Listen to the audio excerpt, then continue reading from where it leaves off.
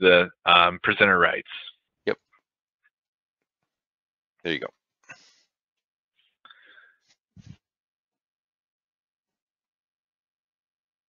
Oh.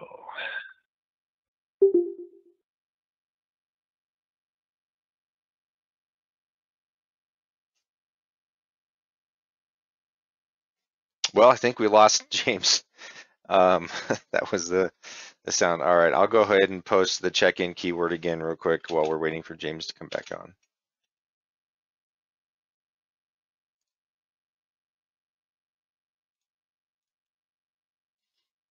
So take this opportunity, if you haven't yet, to go to the Blytheco raffle and the billing platform raffles and go ahead and sign up for those gift card giveaways. The URLs are in the chat window.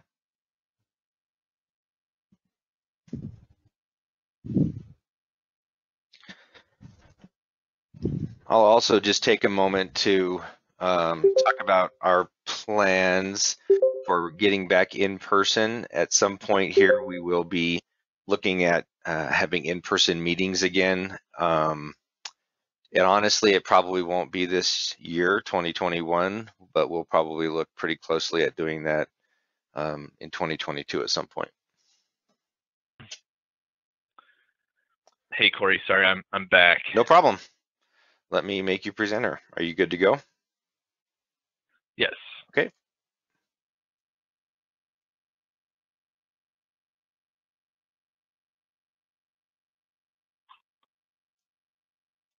All right. Yeah, I apologize about that. So today we'll be talking about SuiteTax. That may be a new concept to some of you. This may be a concept that you've heard of, but what we found is there's a lot of people that just haven't had a chance to get familiar with what it is, what's changing, what the benefits are going to be. So we think this will be a helpful session for all, even if this is the first time you've heard the term SuiteTax, or maybe you have had a chance to kind of get your feet wet. We've got enough material in here. I think that everybody should take something away from this. And I am joined with my colleague Kelsey Van Artstalen. Myself, my name is James Karst. I'm the senior solution architect with Wolters Kluwer. I've worked with tax technology for 10 years now, and spent a number of those years working with NetSuite clients, solve their indirect tax needs, mostly on the technical side. Kelsey, if you would like to go ahead and introduce yourself. Sure. Good morning, everyone. My name is Kelsey Van Artstalen. I am also a solution architect with Wolters Kluwer. So I have been with Wolters Kluwer 2.5 years now. I have a very strong background in indirect tax. I've been working in industry for 10 years, and out of those 10 years, 6 of them have been spent working with tax technology providers. Perfect. Yeah, so our agenda today is we've talked about SuiteTax. We really kind of want to give you the background, the context. We'll spend just a few minutes talking about the legacy tax solution within NetSuite. So how did the sales and use taxes work prior to the introduction of SuiteTax? We'll certainly spend the majority of our time talking about the SuiteTax overview. So what are the key benefits of SuiteTax? What's changing? And then also segue into external engines. When are they still needed?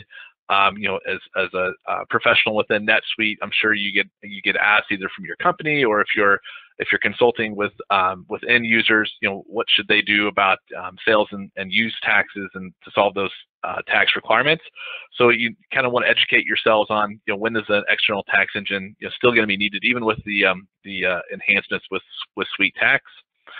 And then also talk about how do you get migrated to SuiteTax. I think that hopefully through this presentation you're going to see there's a lot of benefits and a lot of value that it's adding.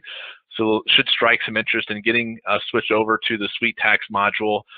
So we'll be able to provide you instructions on kind of where to start and what to look for to get that started. All right, so legacy tax solutions. So just kind of where have we come from within NetSuite? And NetSuite really started with a unique offering, which is really offering a out-of-the-box sales tax solution for businesses. So if you're familiar, you were able to set up NetSuite automatically with tax rates and tax codes at the 5-digit zip level. So that allowed you to really avoid having to set them all up manually if you didn't have another source. They were at the 5-digit zip code level, but I think that that was a great solution for companies that had intermediary type sales tax requirements, really looking for an entry-level type solution. Some of the limitations of having those pre-populated tax rates and tax codes, although they were maintained automatically, there were some limitations. Where one is we found that there's not a one-size-fits-all for all nexuses, and by nexus we mean state or country level obligations.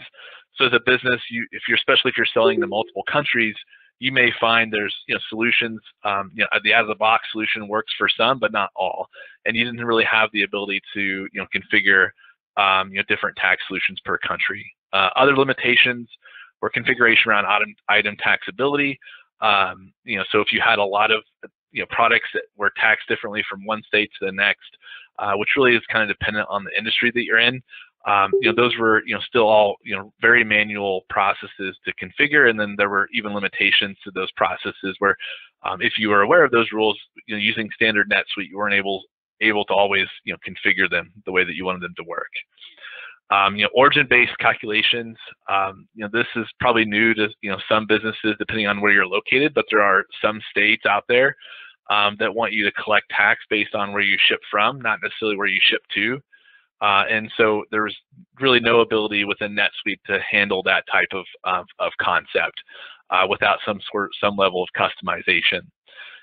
And then also exempt customers. So if you were a wholesale business selling to distributors or customers that were reselling your product that were exempt for resale, you really had some limitations on how you wanted to exempt those customers to enforce those rules, where maybe you didn't want to exempt them in all states, or you wanted to be able to exempt based on a certain date range. Those were challenges that you would have with the legacy tax solution within NetSuite today. So those are kind of the functional limitations you may very well already be aware of. But we also have technical limitations that system integrators had challenges with, whether be Wolters Kluwer or Avalara. The way that NetSuite was designed before really made it difficult for someone to integrate to and calculate the taxes outside of NetSuite to take advantage of some of those extra features and functions that those vendors can provide. So this first one where you had a consolidated tax rate per line. If you're using NetSuite today, you're probably used to seeing by line item just a single tax rate that is applicable at that line. So the challenge that system integrators had is that was the only field they could override. They had to provide a consolidated rate to each line, and then NetSuite would do its own recalculation. And so you would run into rounding issues or reconciliation issues where the tax recorded in NetSuite would be 1 or 2 pennies different than the tax recorded in the tax engine outside of NetSuite. And that was really just due to the limited control that an integrator would have within the legacy architecture. The other thing is the way that we integrated to those forms, like the sales order form, the sales invoice, was really required custom suite scripts to be written, where we changed some of the native functionality to make it do what we needed to do. And due to those custom suite scripts, it ended up impacting downstream systems like other add-ons like payment processing, whatever that might be, because we were overriding the native behavior of NetSuite. It didn't always work well with other systems that would be integrated that you might be using. Same thing for other billing add-ons that even NetSuite offered, like Suite Commerce Advanced or Suite Billing. There would be a lot of modified or custom suite scripts that would be written in order for an integrated system to support those correctly. What it came down to is just a challenge to support those out of the box and also support those going forward as you migrated to new versions. So with SuiteTax, we'll talk about kind of not just the functional key benefits, but also the technical benefits that have really changed that layout and allowing even the tax engines to integrate in a more seamless way. All right, so with that, I'll transition to this to Kelsey to review the SuiteTax key benefits. Great, thanks, James. So first and foremost, what is SuiteTax? Simply put, it's a tax module within NetSuite that is referenced in all processes within the NetSuite ecosystem that require tax. So here we list some of the key benefits that are available with the SuiteTax module. And this allows basic companies to leverage the out-of-the-box content, which saves you from manually having to populate the tax rates. It's a comprehensive solution for global taxes in Brazil and other countries, which we'll discuss later on. It allows for per-subsidiary and entity tax management. There's consumer use tax support for accounts payable. And then finally, there's some enhanced reporting, which you'll see later on as well.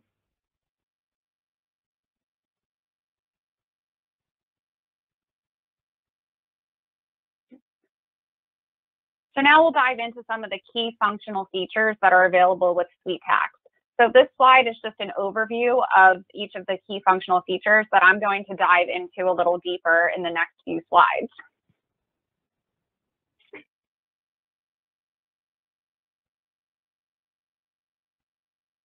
So the first one, multiple tax registrations. SuiteTax provides the ability to track individual tax registration numbers per subsidiary or entity, as well as the effective dates for those registrations. So I've included a screenshot from SuiteTax that illustrates this functionality. So as you can see, we have the Nexus name and then the tax agency. To the right of that, we have the tax registration number where you would be able to enter that information, and then the effective dates are displayed over at the far right. So we have effective from and then valid until. And this feature, it also extends to VAT registrations as well. Yeah, and another thing just to kind of point out here on the tax engine piece, what I was alluding to earlier, this allows you to kind of pick and choose your tax solution per country. So you don't necessarily go with a one size fits all. You might find that maybe SuiteTax handles your needs in the U.S., but internationally you want to use a different provider, or maybe it's the other way around. You want to use a SuiteTax internationally, but then use a different tax engine, for the more complicated taxes in the U.S. This registration setup here allows you to pick and choose by country, which engine you want to use, and you can also do that per subsidiary.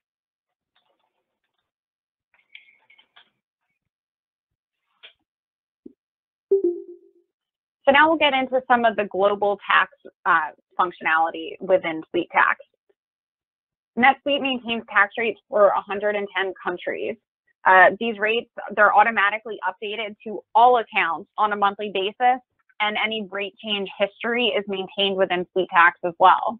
Then there's also functionality to format the validation for non-European Union countries.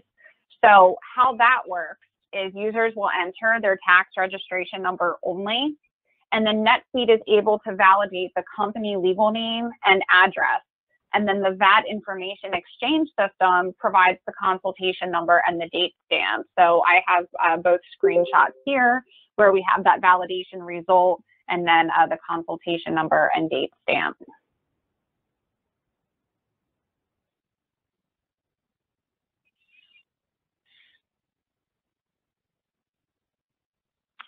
So in addition to general sales tax and VAT, SuiteTax also supports the following enhanced tax types. So we have withholding tax. So that's the amount that your employer withholds from your wages and is paid directly to the government. That's available with SuiteTax. Then we get into non-deductible VAT. So the key difference here between deductible VAT and non-deductible VAT is that deductible VAT are expenses for business purposes that you can claim all or a portion of VAT back from, whereas non-deductible VAT is the VAT payable by a purchaser that is not deductible from their own VAT liability. And then we get into reverse charge VAT. So that's when you buy goods or services from suppliers in other European Union countries, The reverse charge, that moves the responsibility for the recording of a VAT transaction from the seller to the buyer for that good or service. So these are all enhanced tax types that are now available within SuiteTax.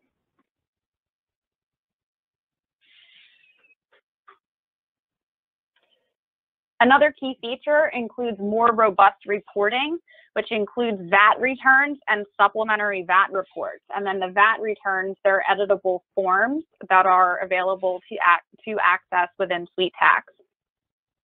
Then there's also the addition of the tax point date as a date field.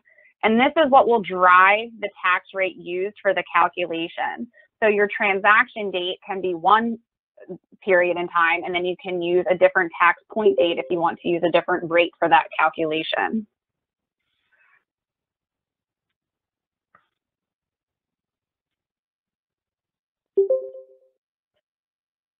So for the US side of things, SuiteTax provides tax codes, tax groups, rates, and agency records provisioning for over 11,000 nexuses.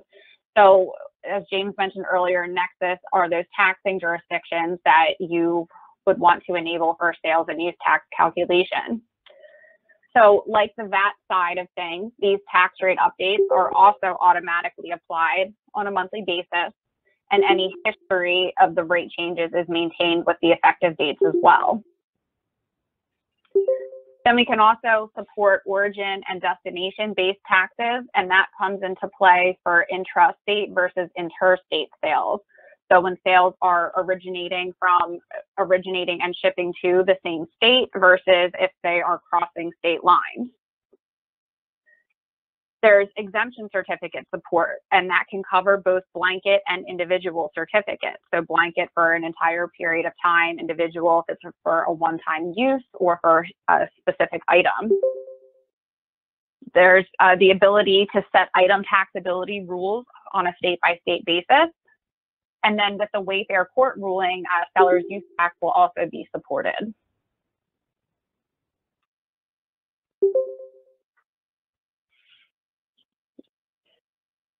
So finally, we will get into the features for India goods and services tax and tax deducted at source. So this includes goods and services tax identification number and permanent account number support with the format validation. It also includes preceded tax types, services accounting codes, and tax deducted at source section codes for easier rule setup. There's automatic tax determination and transactions based on rules. You can transact with special economic zones by applying different tax rules from the regular ones. There's multiple goods and services tax identification number support for different states. There's the ability to define and accommodate vendor exemptions and multiple thresholds for tax deducted at source. And then finally, tax on tax for tax deducted at source, education cess, and secondary education cess is all supported and included with that SuiteTax functionality for India.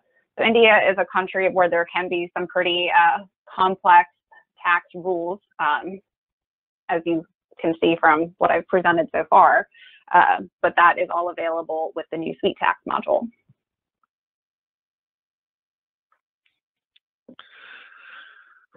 Okay, so yeah, as Kelsey mentioned, there's certainly content improvements both for the U.S. sales tax as well as international, and then there's also a technical benefit as well. So as I was kind of referring to earlier with the integration from integrated partners, it was really kind of a challenge writing it all down, through Suite scripts and modifying parts of NetSuite. With the SuiteTax module, really kind of architected a more natural way to integrate to the tax portion of NetSuite. So the way that really works is anything within NetSuite, whether it's a sales order, sales invoice, Suite Commerce Advance, or Suite Billing, they're all calling internally to what's called the SuiteTax API. So if you choose to use just the rates available within SuiteTax to do your calculations, I mean, that's really where the process would stop then. NetSuite calls internally to the SuiteTax API. It does the calculation and it calls it back or returns it back into the the proper fields on the sales order, sales invoice, whatever it is that you're using. And then if if you're have more sophisticated tax needs, you're using the bolt-on tax engine. That bolt-on tax engine is really going to be integrated just to the SuiteTax portion, the SuiteTax module. So as that information gets fed to SuiteTax, it then will instead make a call out to the tax engine, calculate the tax, and then feed the tax back through the SuiteTax API and onto the different order forms. So this allows just kind of a more seamless process. It also gives the tax engine more fields that it can manipulate. So rather than just saying, hey, here's the rate per line item, which is what caused those rounding and reconciliation issues before, NetSuite's opened it up and allowed the tax system to manipulate, hey, here's the tax rates per line item, so we can provide more information. We can also tell NetSuite, here's the tax amount to charge on this order, so that NetSuite's not trying to also do its own calculation and causing those reconciliation issues.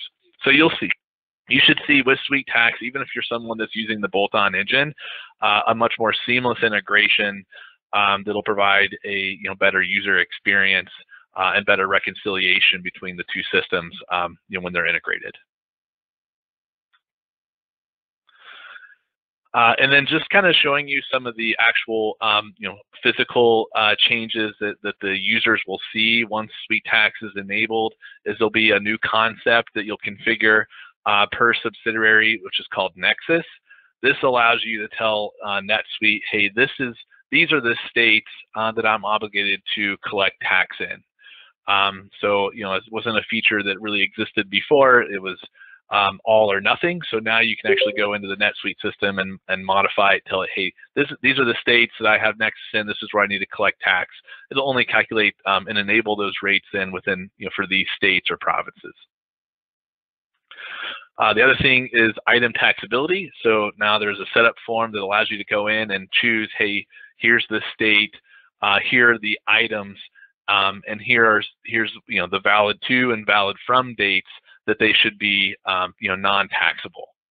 So this allows you to exempt those products within that state. This would allow you to help support the tax holidays. So if you're a business that's subject to those, where some of the items that you sell are subject to those tax holidays, this gives you a really great way to go in and set those up so that just they're temporarily exempt. Or if you also have services that are always going to be exempt, you can extend that valid until date so that they don't expire. But a great form that's been added with the addition of SuiteTax to handle those item taxability rules that you want to set up yourselves. So these, this is a point we'll make again later, but NetSuite and SuiteTax out of the box does not understand what products or services are taxable or exempt. So when you turn it on, it's going to assume everything is taxable, and then unless you come to this form and you set these rules up. Transaction form changes. So this is probably something that a lot of you have looked for. As I've mentioned, currently in the legacy system, you really only have the ability to see the tax rate per line item. Doesn't necessarily tell you whether it was taxable or not, and it doesn't allow you to see kind of the individual rates, whether you want to see the city rate or the county rate that might be charged on that line item. So now within SuiteTax, your order and your invoice forms will change. You'll see there's a tax amount field for each line item where you'll see the exact tax per line. And then in the summary form, you'll also see a breakdown of the taxes that'll have the state tax, the county tax, whatever the different jurisdictions are that are involved there. You'll split out in the summary box.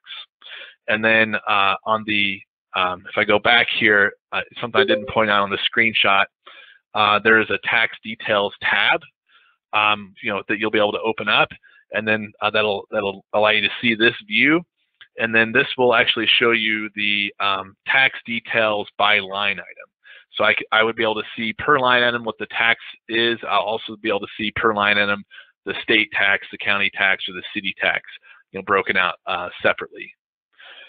So this will give your users, much more transparency into, the calculations that are happening, per line. And because of those details, that'll also, if preferred, you'll be able to provide that and share that information on your printed invoices to your customers. So if you want to just still do the total tax, you can do that. But if you want to provide the breakdown of taxes, you can do that as well, as you can see in the screenshot. James, yeah. Can you hear me? We have a question from James asking if sort of where this ends and where you need to still have either Wolters Kluwer's or an Avalara or tax jar these days. So in other words, will you be getting into that, like where you still need those for maybe reporting to the various states, or? Absolutely. Okay, great, thank you. Yep. So we've got a couple slides on that that'll speak more specifically to that. Here in just a little bit. I think it'd be best to wait to answer that until we get to there. All right, and just a couple other pieces that are changing within NetSuite. So there is improvements as well to customer exemption certificates. So you'll be able to come in and you'll be able to specify who the customer is, the state that exemption is for, the certificate number, and the valid to and from date. So it does not necessarily know when this is supposed to expire based on the states. That's still something your users need to enter and will have control over. But they do have a way to provide the expiration date so that you don't continue to exempt these customers after the certificates expire. You can attach the documents right here, so it kind of gives you one place to store not just, hey, how this customer should be exempt, but also here's the document that supports that. And then if you have exemptions for your customers that are only item specific, you can choose the specific items that those customers are exempt for. So, something we'll get into again, but while we're on that topic, it kind of, where's a good time to still need the bolt-on tax engine, because there's absolutely still a need for those.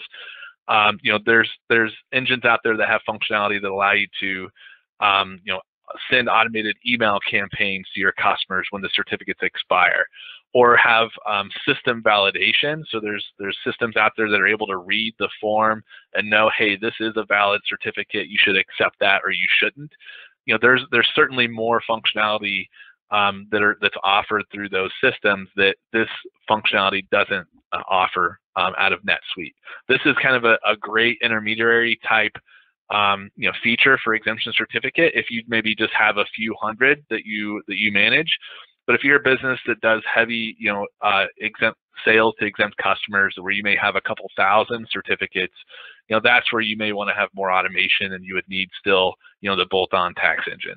So just kind of a good example there. Going back to the transaction form, there is a new feature to override taxes.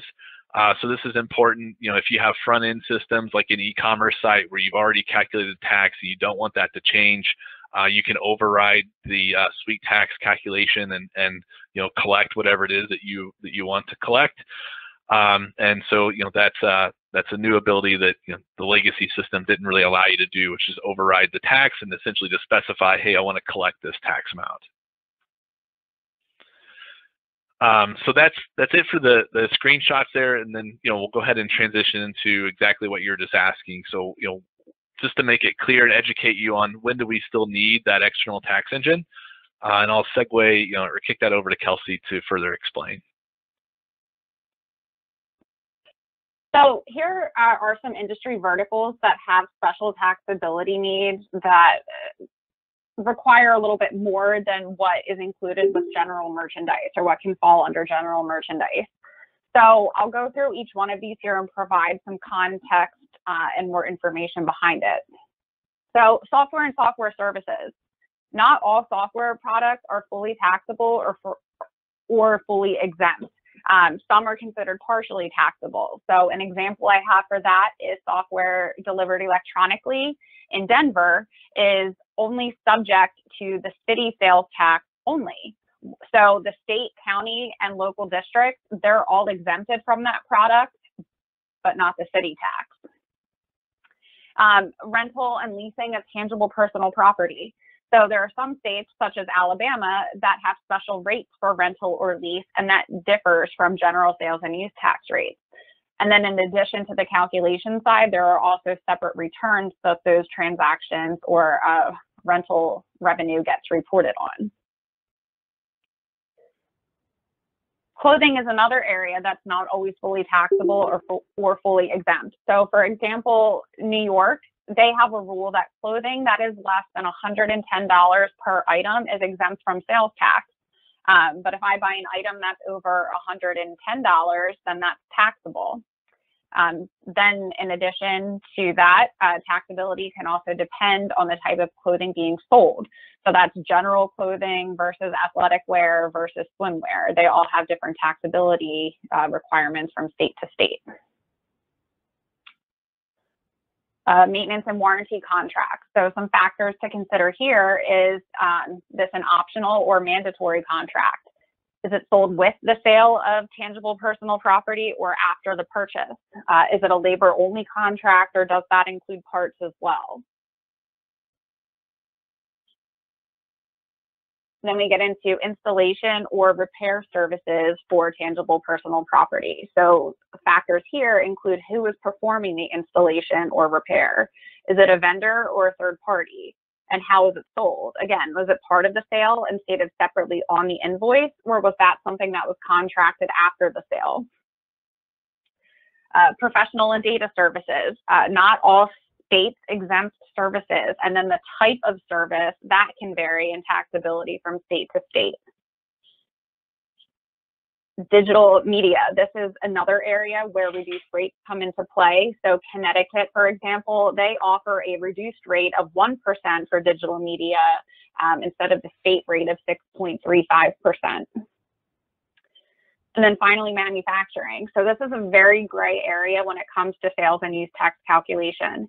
So some factors to consider here. Is this something incorporated in the final product, or is it consumed in production but not incorporated in the final product? Then there's also some mixed usage considerations regarding machinery used in the manufacturing process. So there can be some pretty complex rules to know and follow to make sure that you're configuring SuiteTax appropriately if you're not using an external tax vendor.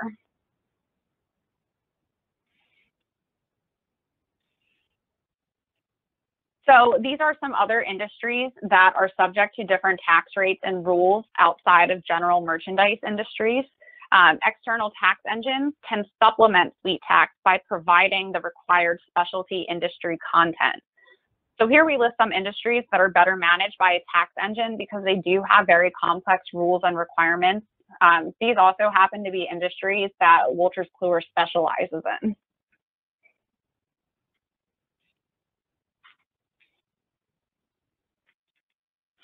So in addition to industry types, there are additional needs to look for. And again, I'll go through each of these.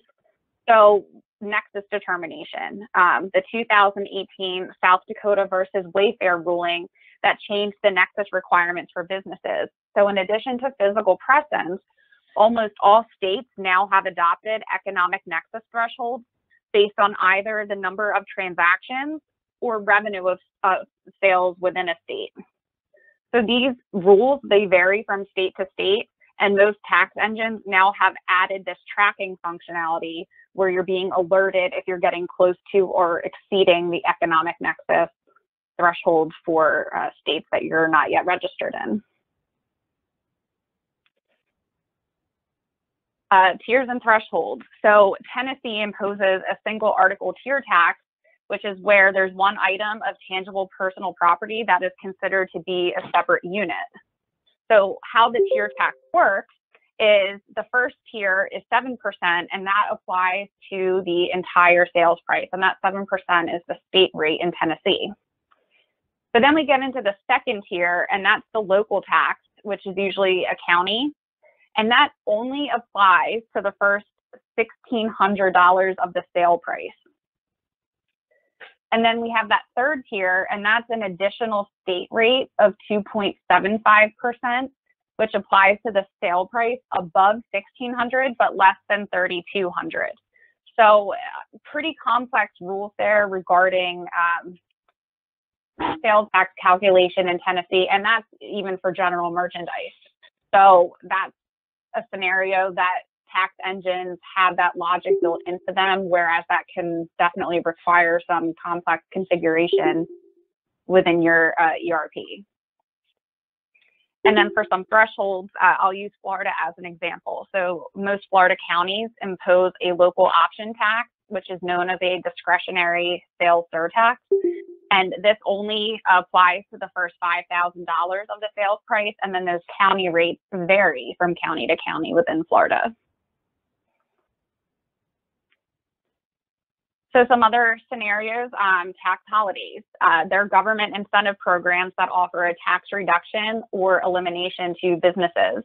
So some examples of common tax holidays are back to school supplies and energy efficient home appliances, and then severe weather preparedness items. And these are typically just on a particular day or weekend or 2 days of a year. They're not all the time. And one thing just to clarify there, so you saw, on the screenshot earlier, the taxability rules where you have the valid to and until dates. So within SuiteTax, you have the option to, configure those. With the bolt-on engines, they're going to automate those. It just kind of depends on the number of states, and whether or not and how aware your tax team is on those, and whether or not you want them to manage that, right? That's the same thing with kind of the taxability rules. So you have a way to do it through SuiteTax. It's just to what extent do you want your team to have to set those up versus, with the bolt-on engine, they'll have content built in for the tax holidays, so they can automatically, trigger those, whenever they come up that applies to your products. Yeah, absolutely. So then we'll get into some discounts. So if your business offers discounts, this can have an impact on the tax base that tax is calculated on, because different types of discounts are treated differently for sales tax calculation purposes. So if you're offering a percentage base or a dollar discount, then your tax base is reduced, and the reduced value is what sales tax should be calculated on. But if merchants are using a manufacturer's coupon, the retailer is typically reimbursed for the discount provided. So sales tax should be calculated based on the full sales price of the product and not the deduction. And those are rules that are also automated within a tax engine. Procure to pay. So the accounts payable module of SuiteTax can be integrated to a tax engine when use tax needs to be accrued. For some businesses, this is not difficult or cumbersome to self-calculate, but this can become more difficult if there are several locations with varying tax rates and items that vary in taxability.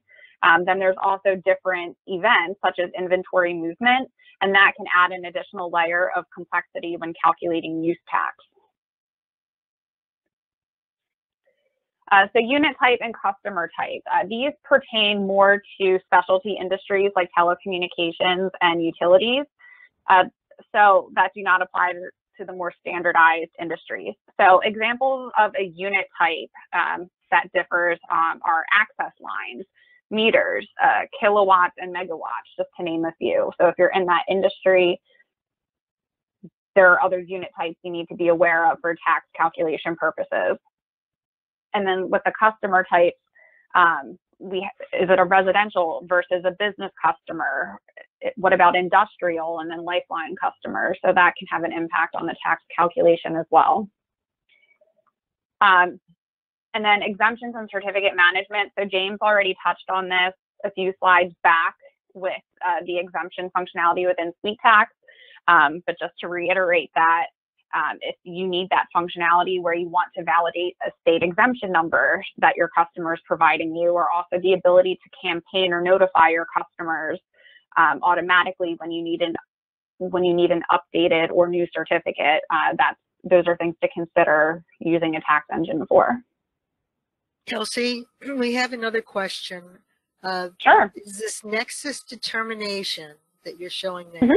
Is that basically saying that if you need those rules, then you need a third-party tax engine, or you can put those rules in this SuiteTax itself?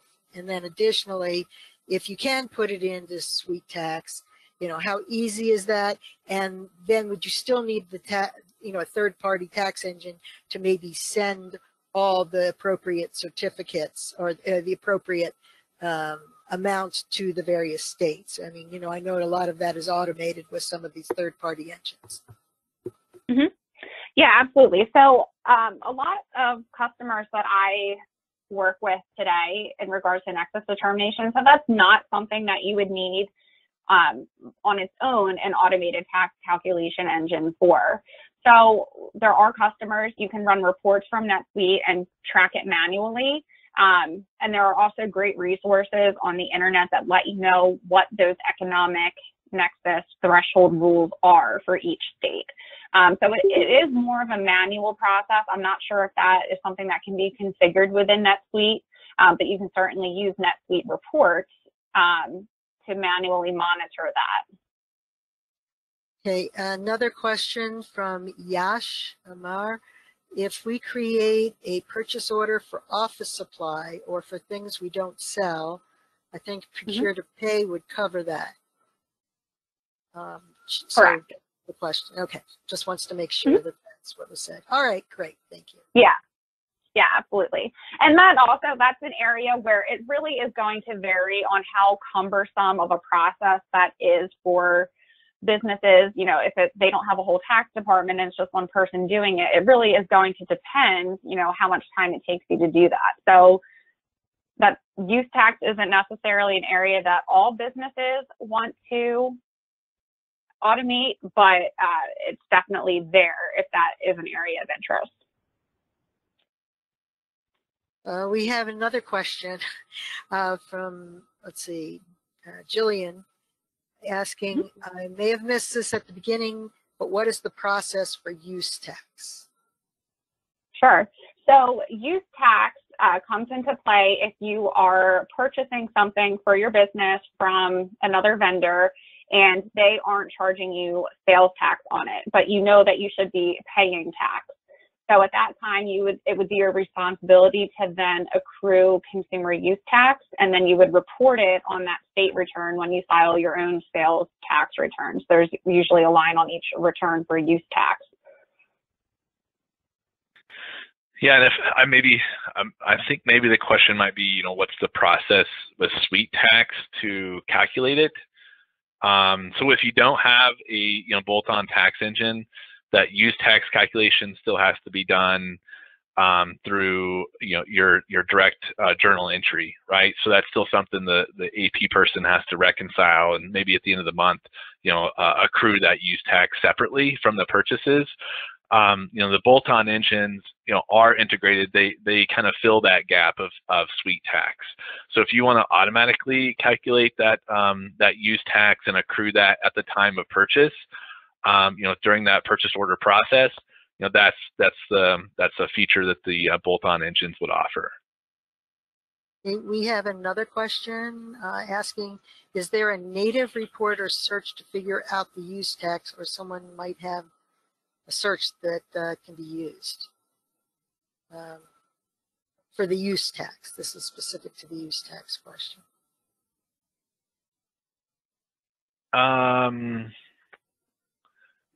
I was just looking for that question. So they're asking whether or not there's a native report.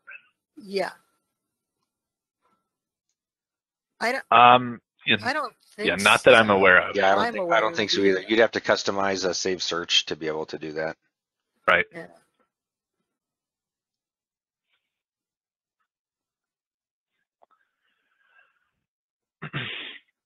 Okay, Kelsey?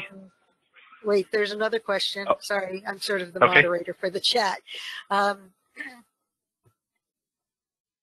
It says from James, using SuiteTax and possibly another integrated tax engine when needed, is there still the need for script customizations to solve any known issues? I think, there's always a possibility. It's hard to say.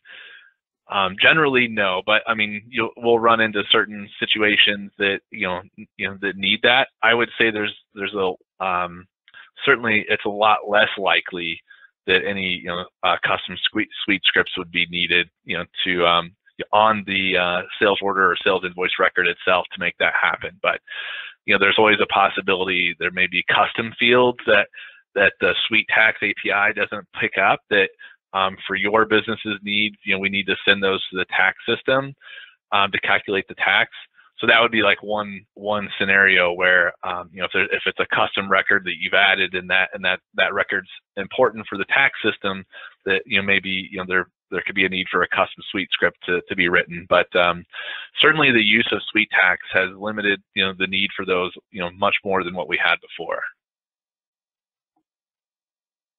Thank you. A great question.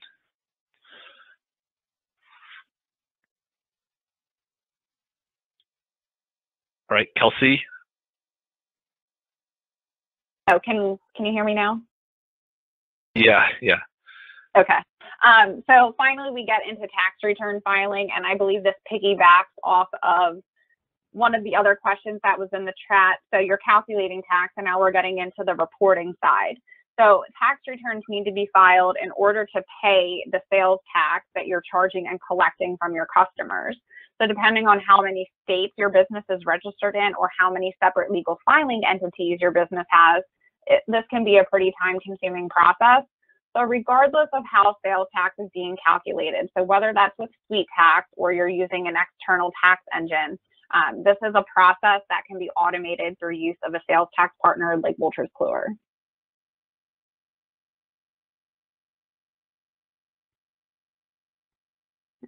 So now we'll just touch on briefly, how do you migrate to SuiteTax? So any new or current NetSuite user can migrate. And to do that, you would need to contact your NetSuite account manager and then complete the enhancement request form. So I just have a snippet of what that qualifying questionnaire looks like, but that's how you would begin that process.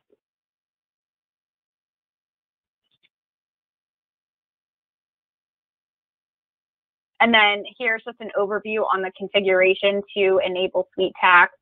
So enabling SuiteTax for your entire account, it initiates migration for the past 3 years of transactions. And then as of the 2019.1 release, the SuiteTax feature is hidden unless it's provisioned by NetSuite support. And then finally, we do have our warning here that unlike your other features, this is a non-reversible action. So you should really take into consideration several factors before you want to begin the process of migrating to SuiteTax. Yeah, and one other thing we didn't have on here, but once you migrate to SuiteTax, if you are using a bolt-on engine, that would most likely require an install of a new bundle.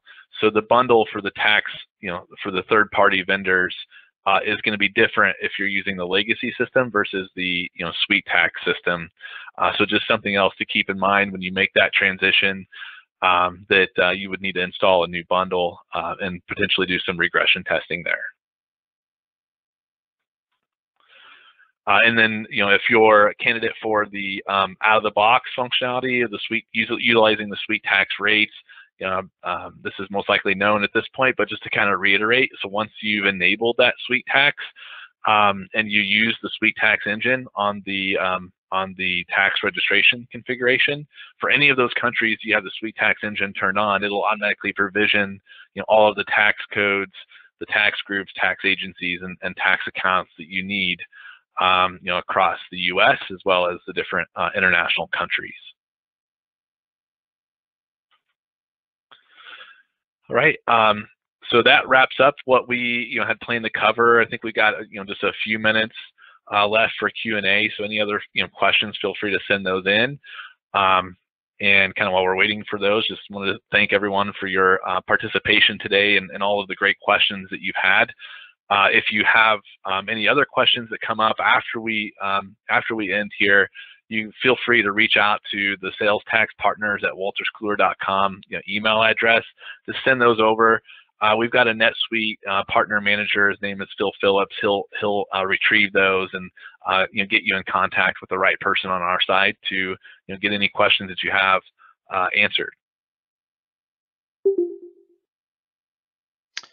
Awesome. Thank you so much, James and Kelsey. So We'll just wait a few minutes here. If anybody has any follow-up questions, SuiteTax or tax in general related, you can go ahead and post it in the chat window. So I just want to, I'll ask a question while we're waiting if anybody else wants to. So using external solutions such as Avalara, I mean, Avalara is a very popular NetSuite tax plugin, and a lot of times the companies that are using those are using them in external systems like their e-commerce website and things like that. So so just, I guess, to clarify that SuiteTax still does not offer any solutions for external tax calculations. Is that correct?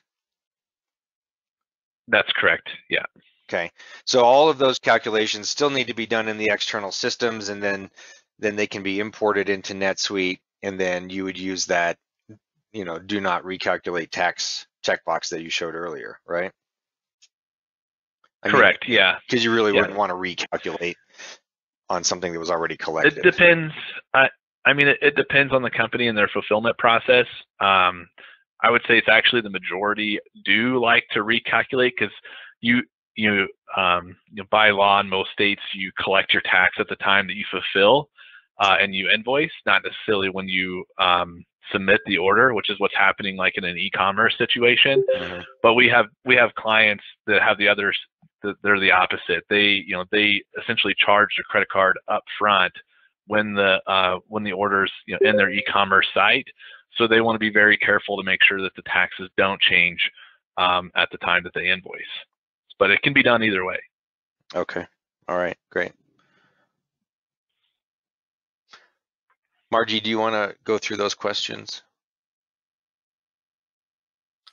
I haven't seen any. Oh, wait. Now I see them. Hold on. Okay.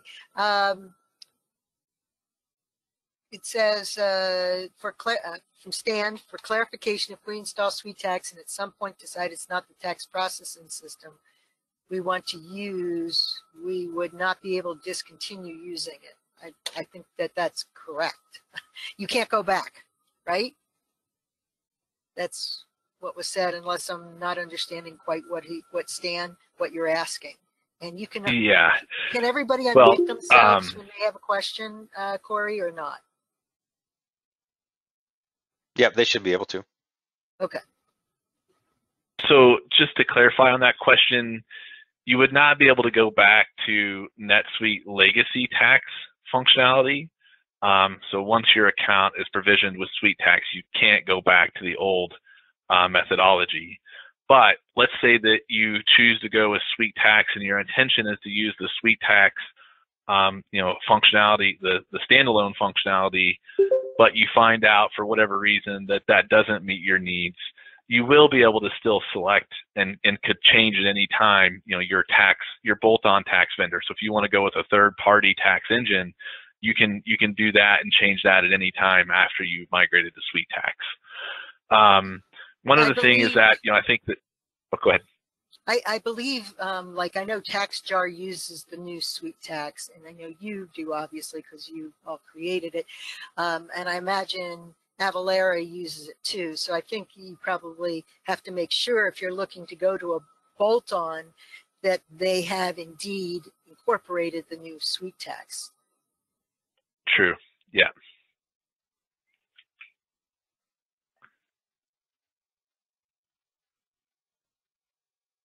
A question from Tiffany regarding use tax. We had a consulting firm set up an automated use tax accrual. When we enter a bill, we'll auto-calculate. If we move to SuiteTax, will it mess up our current use tax accrual? Yeah, I mean, that doesn't, based on the way you described that you're doing that, doesn't sound like you're using any of the tax function to do that. So I would not expect that to be a problem even when you switch to SuiteTax. But of course, if you're still engaged with that consulting firm, it might be ideal to verify that with them ahead of time. That's also something you could work with your NetSuite account manager with, because they'll be familiar with the SuiteTax functionality. So they're open to those questions to make sure that, hey, when we make this change, that there's not going to be a problem with the current process, and they can help validate that. Okay, thank you.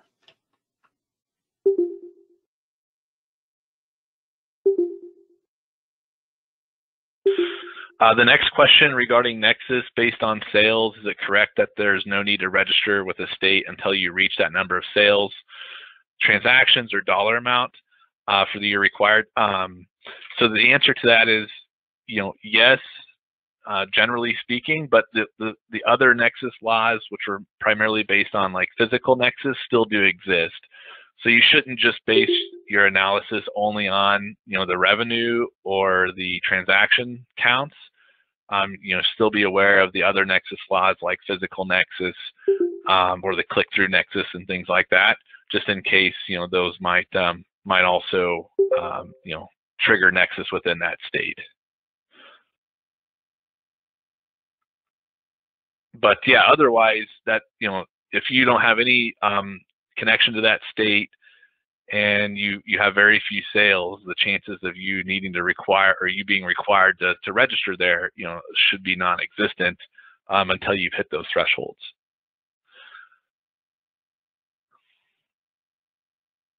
How would the reconciliation process look like if a recalculation is done in NetSuite from an e-commerce site? I imagine there'd be some small differences in tax amounts.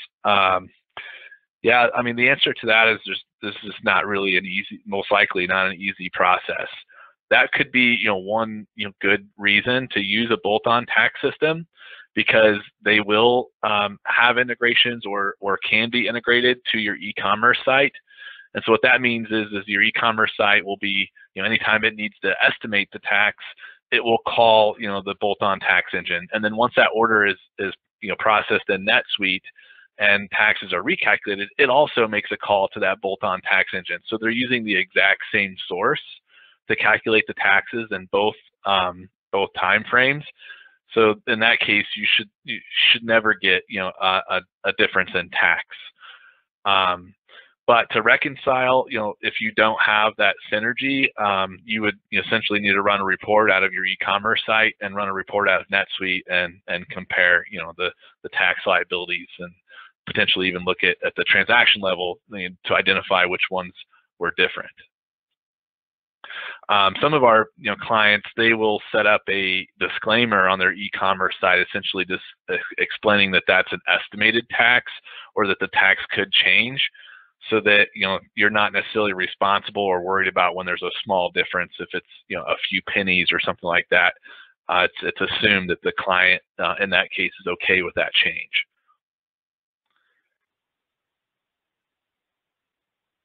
I know there's a bundle for Avalara and SuiteTax. You mentioned TaxJar as well. Are there other tax softwares that are compatible with the SuiteTax? So I'm glad that you asked the question. There is.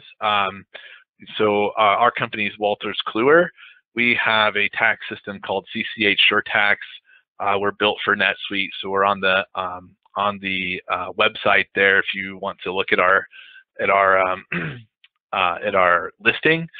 But we would also, be a bolt-on system that integrates to, NetSuite, both legacy, and we also integrate to SuiteTax.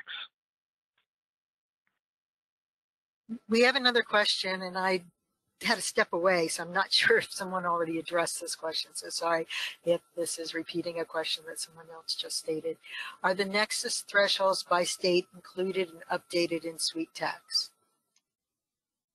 Yeah, great question. So they're not. I mean, you saw in the screenshot there's now a concept called Nexus that you will configure, but that's based on your input. So you would go in and you would say, hey, here's this state, I have Nexus, calculate, enable the tax calculation. It does not know, the rules, so it's still up to you to go in and add those as necessary and monitor those thresholds. And then that's, that is a feature that the bolt-on tax engines offer, though, is they can automatically monitor that for you, so that you don't have to worry about, setting those up. Thank you. All right, so I'm going to go ahead and we're going to move on from here. So thank you, James and Kelsey, again for your presentation and all of your tax knowledge. We're going to take a 10-minute break, and then we'll come back after that, and we'll hear from Jillian Pearson on our advanced PDF presentation. And so right now I have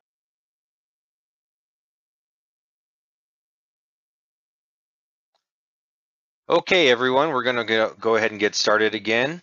And the second half of our presentation today will be on advanced PDF and HTML templates presented by Jillian Pearson of Eide Bailly. So Jillian, I'll go ahead and let you take it away from here. Hi, my name is Jillian. Are you able to hear me? Yep, we can hear you. Okay. So I'm Jillian Pearson. I work with Eide Bailly, and I have been doing ERP implementations for just over 20 years.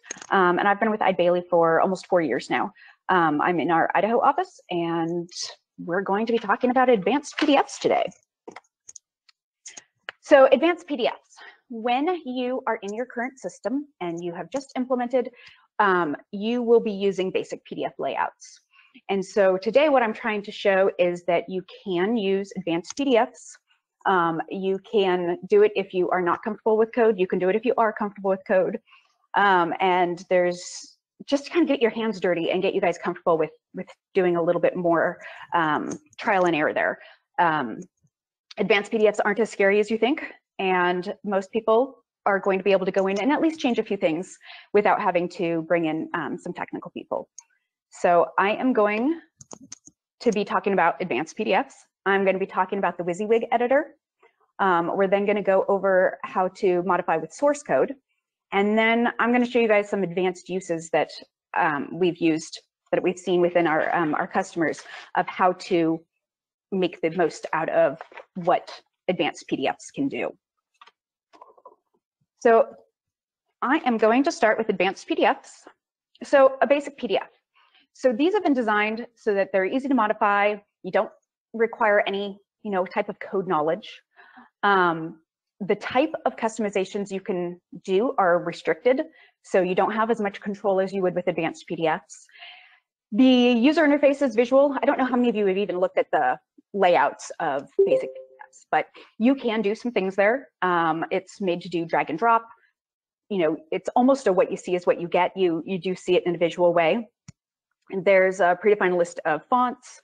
You can bold, italicize, underline, mess with the text how you would like. And then you can do borders for fields. You can change the colors, labels, things like that. And then if you have an element, you can change the size and position of it. You could do some precise sizing and position it on the page where you would like that to be. That's kind of just the basic PDF out of the box, what can be used. So if you go to print a sales order and you see something similar to this, and by this, I mean that it has the black background to your headers. You see that the lines go all the way down to the bottom for the columns. This is your basic PDF. This is likely you're using the basic PDF. Advanced HTML, PDF and HTML templates, I will call them advanced PDFs because that's too much of a mouthful. They have more customization capabilities. So when you are in there, you can really pinpoint what it is you want to change and modify it in a more precise, specific way. Associate them with custom transaction forms, similar to what you're doing with the basic ones. And you can format both the printed and the email versions of your transaction forms. All transaction and print types that are supported by basic layouts are also supported by advanced PDFs. There are standard templates.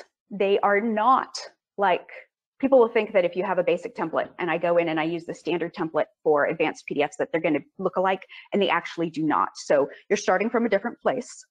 And they support the HTML-based editing, rich text editing, and HTML markup source editing. And I skipped the part where I say that it also supports, it has a company logo. So the basic one, when you go into print a form, it will have your company logo on it. You can preview as you make any changes to your template. And it says, I have this italicized because the sweet answer says that there's detailed error messages are shown if it can't be saved. There are error messages. Whether or not it helps you figure out what's going on sometimes isn't so true, but it does give you error messages so you know that something is wrong with your template if you are not able to save it. You can use SuiteScript so that you can maximize your customization capabilities, and you can include these in bundles. Now, I know bundles are being deprecated, But as of this point, right this moment, you can include these in bundles to move them from one instance to another. There are some caveats there that if you are referencing a direct URL that is tied to your sandbox, that you have to update that URL once you get it into production, but otherwise they could be included in those bundles. Now they are quote unquote deprecating the basic layouts, and they've been saying this for a number of years now. We don't have a date of when they're actually going to deprecate the basic layouts. So any changes that they're doing right now are only being done to advanced PDFs and advanced printing. So while it says future release, we don't know what that means. And so a lot of times, if you need to do any customization on a template, it makes sense to go to the advanced PDF so that when it comes time, you're ready and you don't have to do anything in order to go over to the advanced PDFs at that time. There's not a rush for that. Okay, so basic PDFs versus advanced PDFs. So basic PDFs, when you're using them, there's a transaction PDF, and that can be used across multiple transaction types. So if you have one standard, you want to use that one for everything, it is a really fast way of making one template, using it everywhere. And if you need to make a change, you can make it to that single template and it matches for everything. Now, you may also end up with fields and, you know, design that you don't necessarily want for every transaction, but it does allow for kind of a quick way to just change everything. The advanced PDFs do require a separate template for each transaction. And so when I am designing advanced PDFs for a client and they have multiple transaction types that we're going to be using, we tend to start with one and kind of design it, get them to come up with any changes they want, and finalize one before we go through further ones. I like to have it so that, you know, my headers all look alike across all transactions. So we start with one, get that nailed down, and then we can move to the other transactions. And usually then we're just changing some fields and bringing additional fields in. And then, you know, moving on to the next one. So which one should you use? So right now it's saying that if you are not comfortable working with code, that you should use basic PDF templates. I am not supporting that. I believe that even if you aren't comfortable with code, if you have any ability to get outside of your comfort zone and make some changes, I think you should. I don't think most of us that are functional people are necessarily ever going to be comfortable with code, but you can fake your way through it until you make it. So if you only want to make a simple change, so let's say you need to bold a title or add a field, those kinds of things are very simple changes, and it may make sense, you're comfortable, you like everything you have with the basic, and that's all you need to do is bold something or add a field. It may make sense to stay with that because you don't want to completely redesign all of your PDFs. And if you want multiple transactions to use the exact same template, so because you can use that same template and you don't have to create multiples across for every transaction, it does make sense to use the basic PDFs for that. For advanced PDFs, if you are comfortable working with code, and again, if you are willing to work with code, is how I would say that, if you need to use conditional logic, so an if-then kind of case, that would be a really good reason to use advanced PDFs. You cannot do that with basic PDFs. If you need to add additional information to the template. So if you have fields that you need to join, so let's say you have the customer, but you really want to go back to the customer record and get the customer email, that you can do in advanced PDFs that you may not be able to do in basic. If you have very specific formatting requirements, I had a client that was very specific. They needed to have a certain amount of spacing between their logo and their address, their logo, and they wanted that white space around it. They wanted everything to line up perfectly. It was very specific that we had to use the advanced PDFs for. And also if you're unable to access the fields that you need in the basic PDF template. So when you look at the list of what's available and what you're looking for isn't there, you might need to use the advanced PDFs.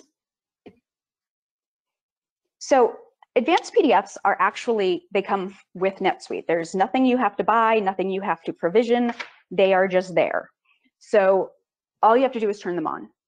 Now, when I do a configuration, I always turn them on. It doesn't hurt anything to have them on. It just makes them available for when you do if you do decide to use them. And if you don't, there's no harm done by having that available to you. So if you go to your setups, your enable features, on the Suite Cloud tab, there is an advanced PDF templates. And then it will ask, basically, you know, sign away your life. Do you agree to all of this? And you have to say yes for the terms of service. And like I said, it doesn't have to be provisioned. And I don't know if everybody enables it during configuration, but I like to do that every time I do a configuration. There are third-party products that are used with advanced PDF, and these are the versions that are there if that is needed. The biggest reason you need this is for something like FreeMarker. FreeMarker is code that is used within the template if you are using the source data, and there are certain functions that it has that are only valid after a certain version, and so it's helpful to know what those versions are so you know if they're new, the new values are used or not. Okay, so we have set it up, we've turned it on, we can now get going with advanced PDFs. So custom forms. Now this bottom part, the transaction forms, I have stolen this directly from Corey Anderson's Customizing NetSuite presentation. Transaction forms are used for all transaction types, and so sales orders, item fulfillments, invoices, bills, journal entries, etc. What that means is if you haven't used a custom form for, let's say, a sales order, what it will do is it will allow you to, even with basic, you can go in and you can tell it which fields you want to print, how you want to arrange your fields on a screen. So when you go to enter in your sales order, do you want the date to be the first thing that you enter? Do you want it to be subsidiary? You can move those around and arrange the tabs and the fields as you would like. So within NetSuite for advanced PDFs, we have to have a custom form for every transaction type that we want to use the advanced PDF so that we can tell it we want to use the advanced PDFs and not the basics. In order to do that, we go to customization forms and transaction forms. And you can see on the screen here where the red is, this printing type is really what we are going to be messing with here. So out of the box, you are going to get this to show the basic. It'll have the basic radio button. And we are going to change that to advanced. And we're going to select our print template. So the print template is actually the PDF, the advanced template that you've created, or the standard. So what I'm really going over here is actually kind of my process when I am doing something within NetSuite to create a PDF, the process that I go through in how I create these. So setting up the stage. What I like to do is I like to go in, find a transaction, and when I get to that transaction, I make sure it has my new custom form that I've created that has the advanced PDF instead of the basic, and I like to print what that transaction looks like out of the box with the standard advanced PDF. And that kind of gives me my baseline for what I am going to be changing. A lot of times when I am going in and saying, what do you want your sales order to look like? People are like, well, we kind of want this, but we don't want that. And if they don't have a sales order to be able to send you that's mocked up with what changes they'd like, it's helpful to create a test with the standard and then have them mock that up and be able to tell you what you want changed from there. And so it gives you that baseline that you can send to your user, whether it's client or whether it's your actual user within the company that you can do. I then will keep that transaction open. And the reason I keep it open is because as I make changes within the advanced template, that allows me to just refresh that form and I can see all the changes that have happened with my new code. So this is an example of a straight standard advanced PDF. So I've just taken the standard and I've printed it. And as you can see from this, there's some things here that I may not want. So the things I may not want is you can see next to Honeycomb Manufacturing, that is supposed to be the company address. So right now it's showing Honeycomb Manufacturing, demo set, Jeff Honeycomb headquarters, and it's moved down to the next line and it's covering up the bill to information on the sales order. So the field, it looks like it isn't wide enough to really hold the information that it needs to have for the address. Another thing that I see is that on the ship to, it's also on the bill to, but on the ship to, it has United States. Well, if I'm a United States company and I'm not really mailing anything outside of the United States, it might make sense to not have United States show up. It makes the address look cleaner, and it's not necessary, doesn't need to fill the real estate on your sales order. Another request I get is this total large box. A lot of people don't like that on their sales order, and so they want that to be removed because you have the total down at the bottom, and they like the way that looks a little bit better. So in this example here, these are the things that we are going to want to change. So I'm going to go to the demonstration. So here we have NetSuite. I'm going to go to show you where some of these enable fields are. So if we go to enable features, sorry, not enable fields, enable advanced PDFs.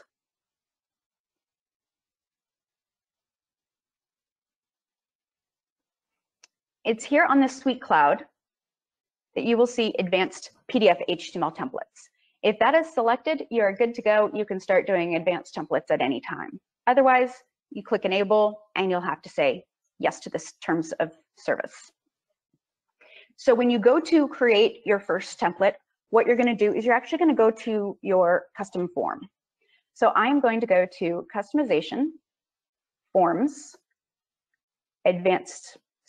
transaction forms. And I am going to start with a sales order. Let me navigate to the sales orders. And I am going to, sorry, one more. I am going to start with our standard sales order. So you can see here we have a lot of sales orders that have been created here. This standard, where's my standard? Sorry. This is standard online order for cash sales, for invoice. This one here, the CSM or sales order, these all have this customize button in front of them. And that customize means that these are seeded ones. Everything else has been added either through a bundle or somebody has created. So we are going to take we're going to start with the primary sales order form, and we're going to edit this.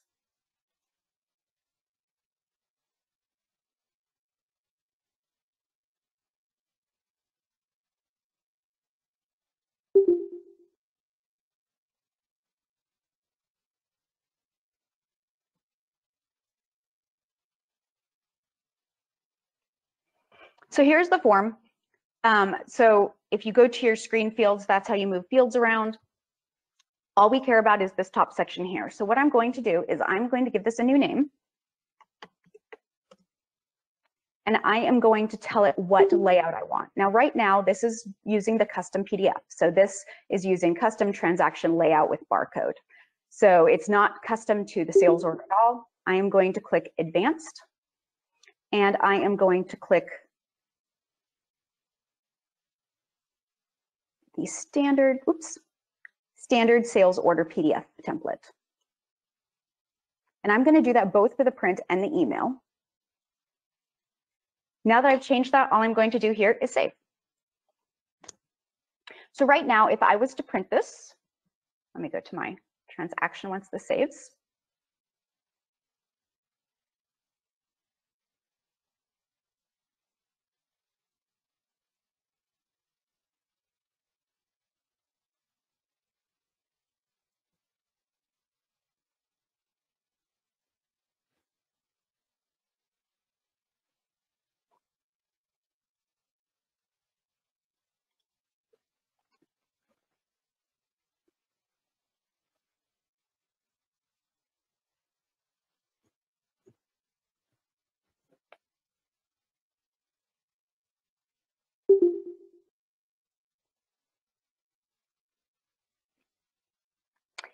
If I click edit, what this will do is it will show me what custom form is assigned to this.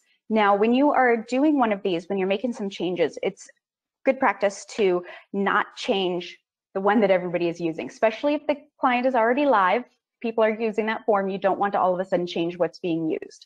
So you want to have your own custom form, make the changes there, And then if it works for everybody, you can always move that to the standard form that everybody is using. Okay, so here's where the form is. So this is using a different sales form. So I'm going to use the demo sales order form. Now, if you have to change this on your transaction, your test transaction, I like to use one that's not current, because then I don't have to worry about somebody trying to print it out and they're getting the wrong format. When I click save, it is going to tell me that there's actually no changes that have been made, because the system does not track the form changes. So you just tell it yes, you want to save it anyway. Once it is saved, you can then print this out and you will see what the standard template looks like.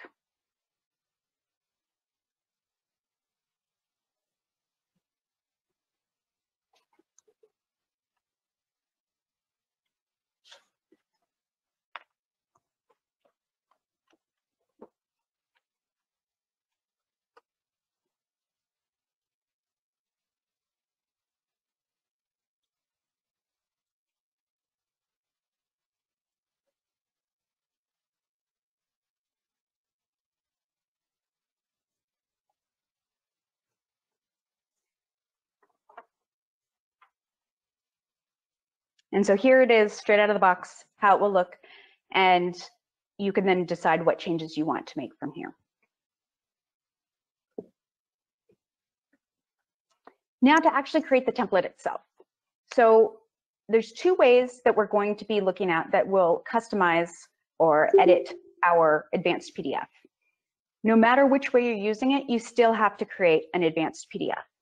So what you're going to do is you're going to go into the list of advanced PDFs and you're going to find the standard of your transaction type. So you can see here, I have the standard sales order and it has customize here. Here you can see this one's edit, because that is a custom template.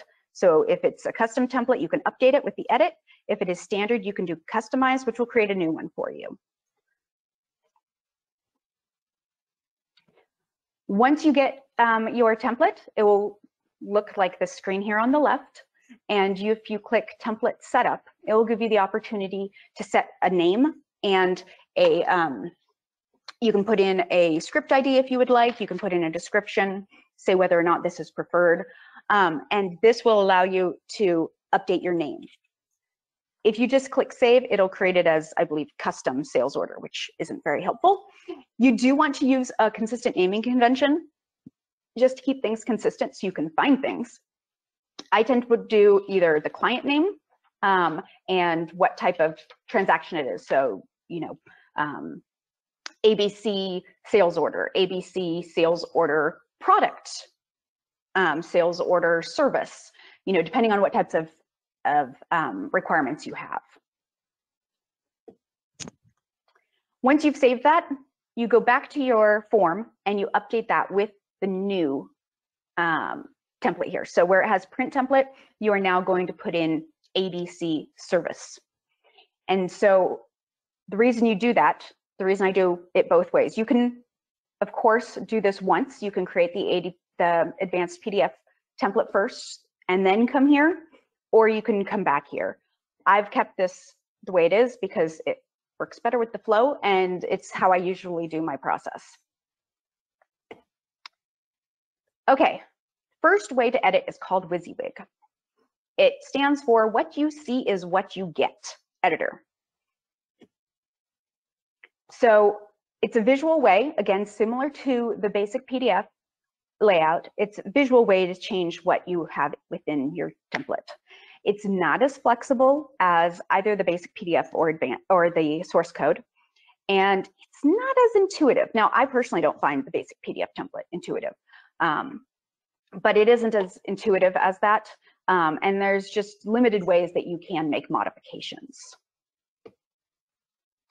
The toolbar up at the top basically tells you what you can do with these. So you can add a field, you can add text, which would just be free-form text. You can add an image, a table, page number, so you can have page 2 of 10.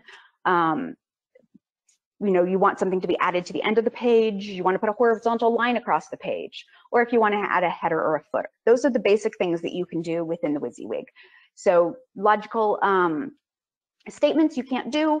It's just, again, very basic.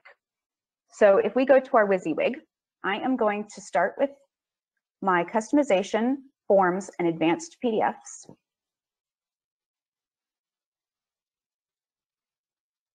And I am going to look for sales order for the type. So here I'm looking for sales order, and I'm going to go to the standard sales order.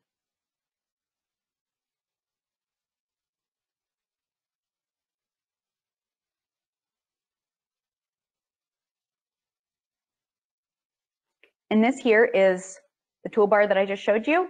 Here's kind of what it looks like for now. So I am going to change the name.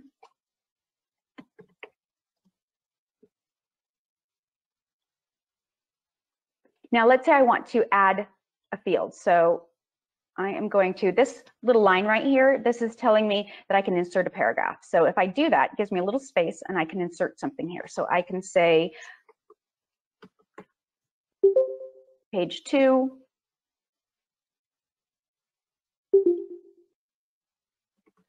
of the total. I can also, oops, I did not put a space in there. If I also want to do any formatting as far as font and things like that, this page is showing the new elements. I can also go to this tab for styles, and I can bold this. I can make my font bigger, so I can make, this would be what type of font I want, but I can also make it bigger, let's say to 14 for this one field. Now, if I save this,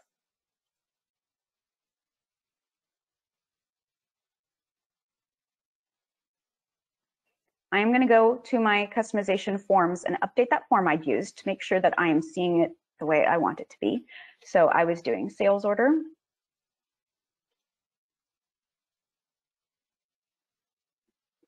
And I was doing basic sales order form. I need to create a new one here. So I'm going to start with this. Oh, wait, no, I made it demo, didn't I? Let me go back to demo.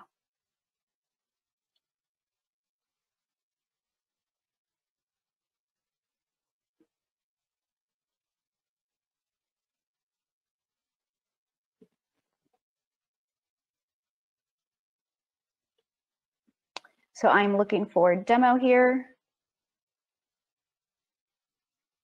There it is. So I'm going to edit this one. So once I've created that new PDF, all I have to do to update this is just change this field here.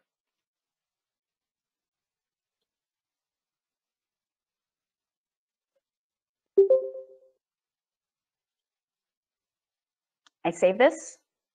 Now this transaction is attached to this custom form, to demo sales order.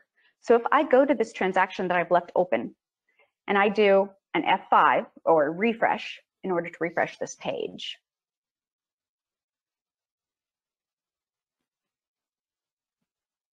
I have, where did it go?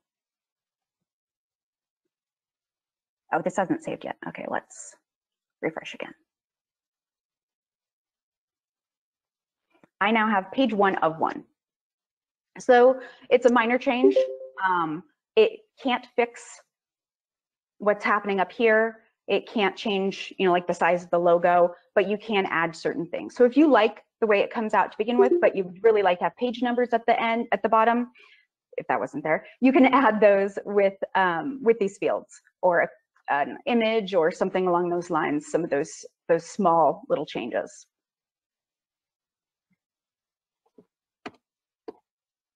Source code. This is the scary part, I know.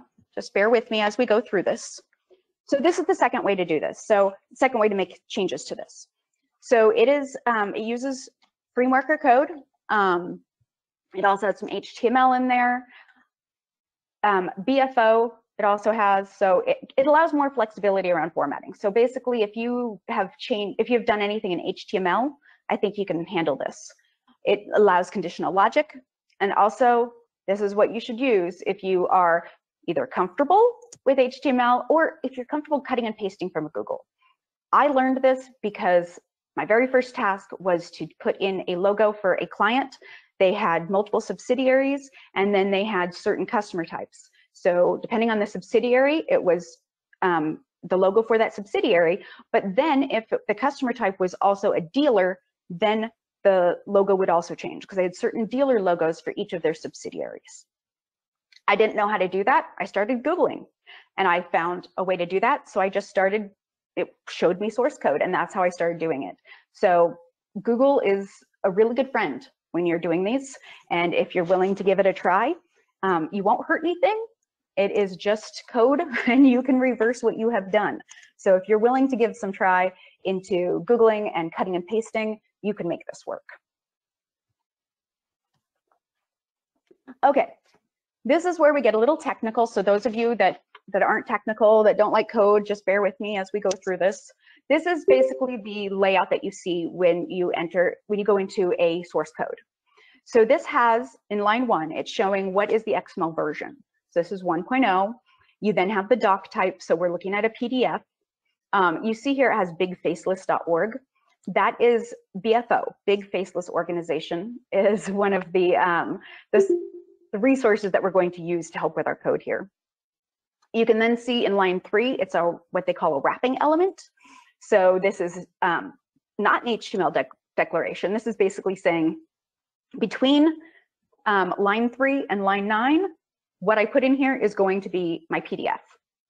And then we have some standard head and body areas. So, 4 through 5 is the header.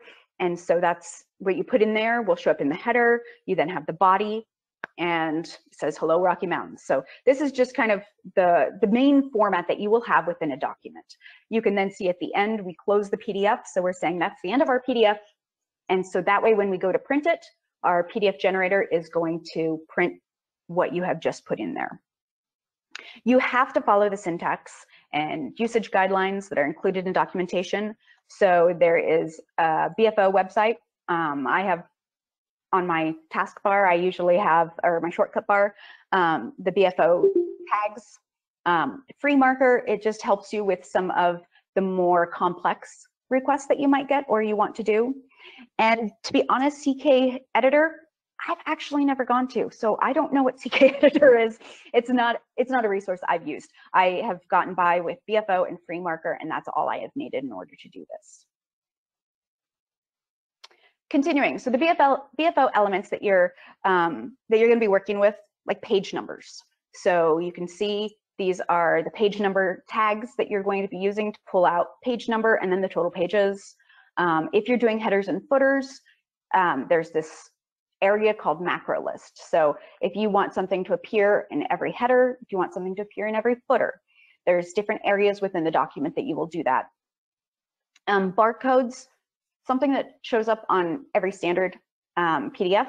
You don't even have to have it there, but it will let you use just about any barcode type that you can think of. So in this example, it's doing a QR code that you can use for scanning, and then you assign it a value. So this is going to use the name of the item.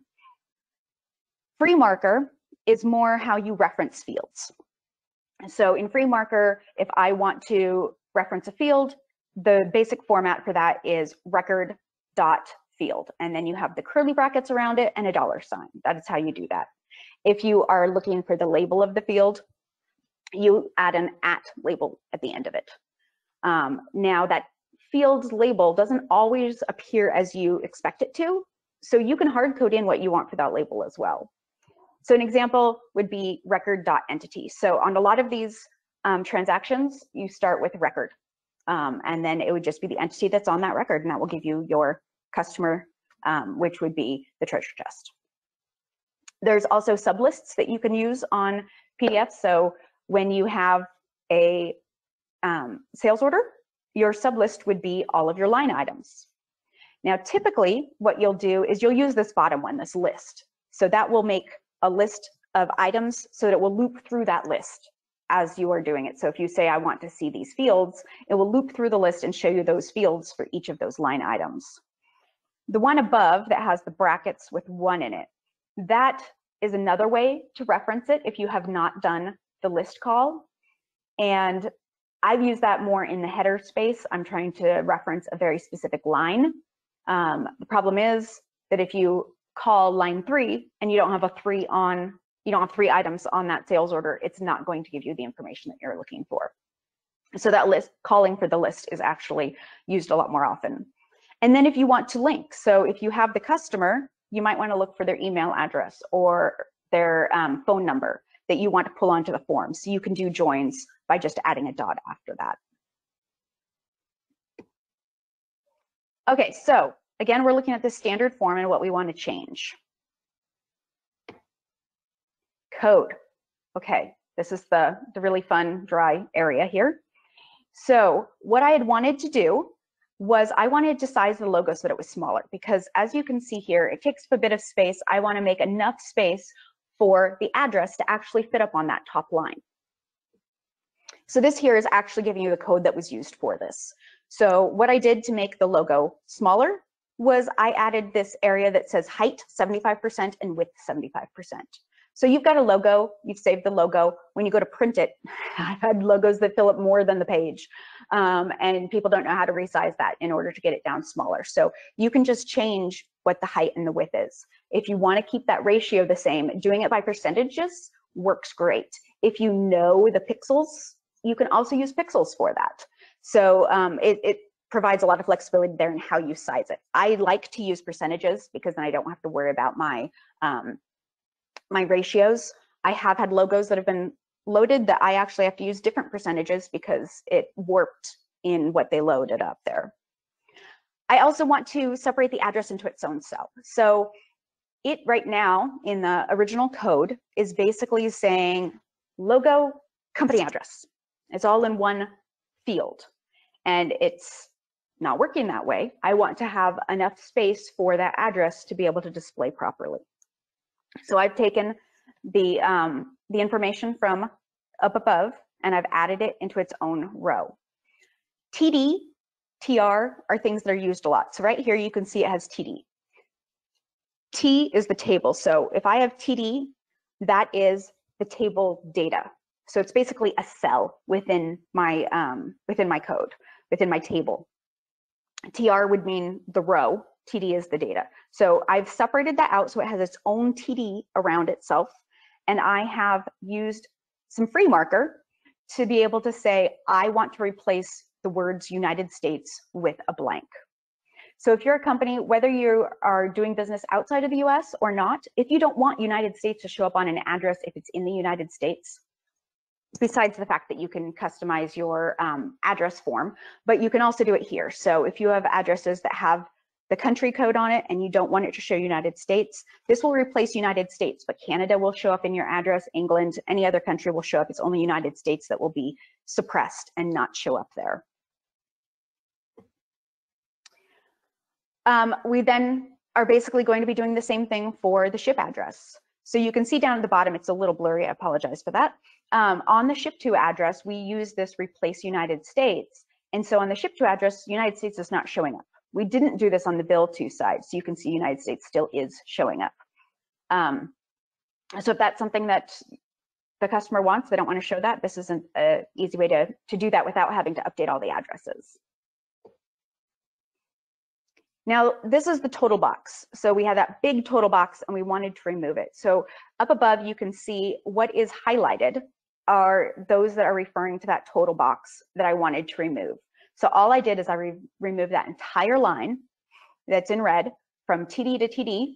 And you can see where it's calling this record.total at label.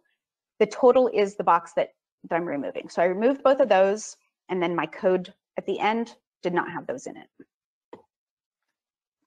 So this is what it will this is what it shows when I've made those changes. So you can see up at the top, we had Honeycomb HQ Rodeo. So it is no longer putting in the company name. So the company name was doing that Honeycomb Jeff. We didn't want to see that. We wanted this to be Jeff Honeycomb. And so that is now showing, and it does not show the United States in the company address. The bill to does not show the address, and our total is gone. So we now just have a simple sales order that we did using the source code. Oops. So I have made those changes. I am going to go to my transaction form.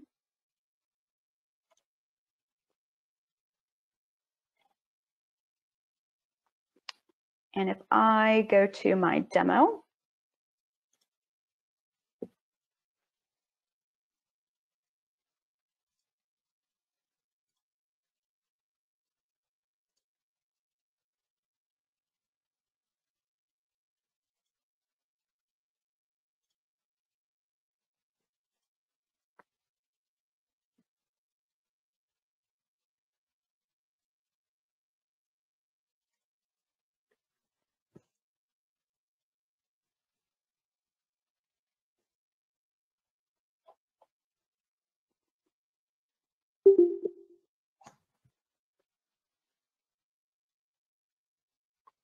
so if I have been in this form and I was using the Wysiwyg in order to do this, the way that you change to your source code is right here. We have this little box that says source code, and we are going to click on that.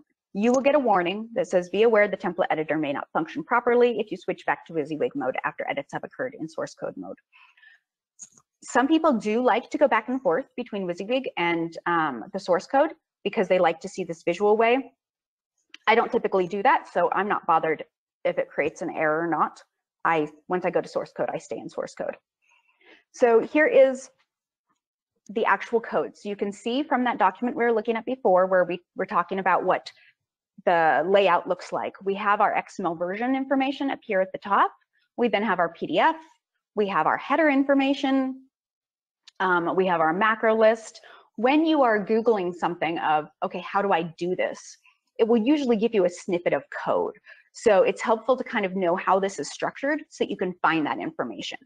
So up here, once you're in the header, if you look at macro list, it has this macro ID of NL header. This is your header information. So if you wanted to add additional information in your header, if this is where you had the issue, you would be looking here because this is the information that's going into your header.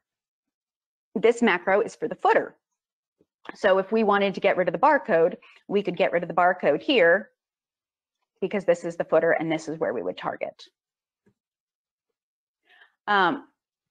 Styles, that's basically a shortcut for having attributes for a specific area. So here we have it for anything that's a TH. So this is a table header.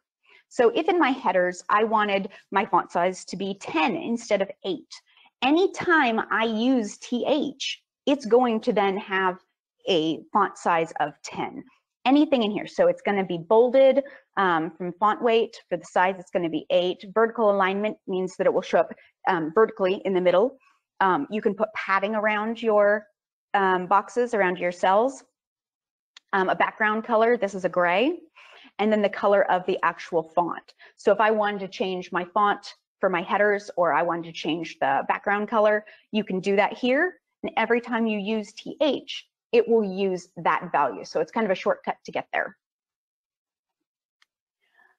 We then have, after we've put in the style, our header is closed. And then we start on the body. So this section here is the body of your document. So this will be basically your items table.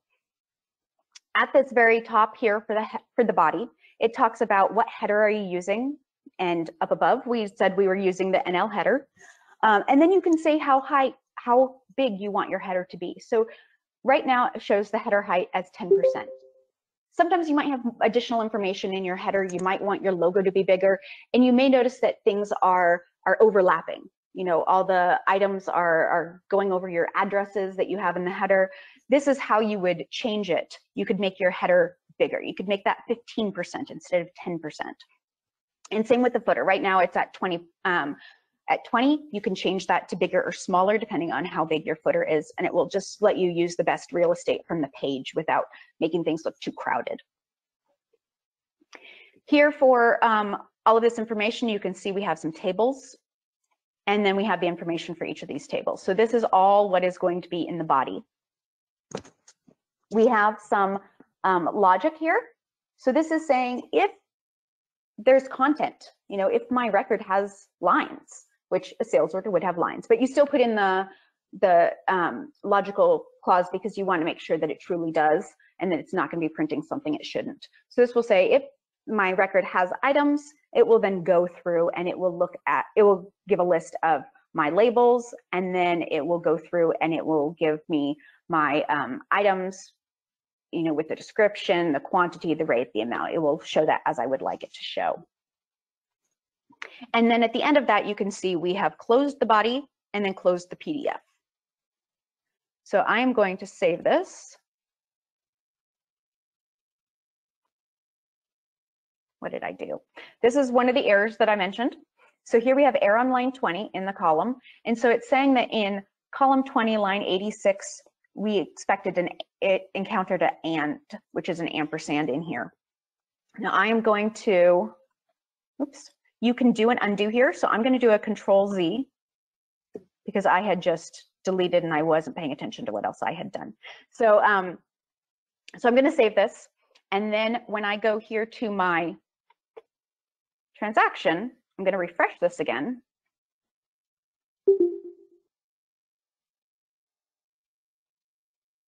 And you can see now everything is as it should be. Things aren't overlapping, and I have all those changes that I wanted to make.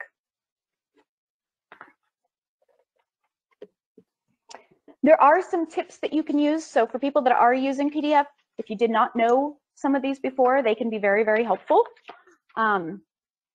We now have the ability to do a save and edit. So as you are doing your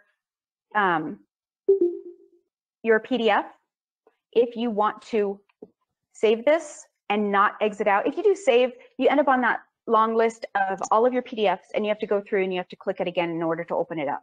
If you do save and edit, it will keep this page open, which if you're making a lot of changes, I like to make a few changes, save, look at the results, make a few changes, save, look at the results. I'm not having to go in and search for that PDF anymore. I can just keep this page open, and that has been very helpful.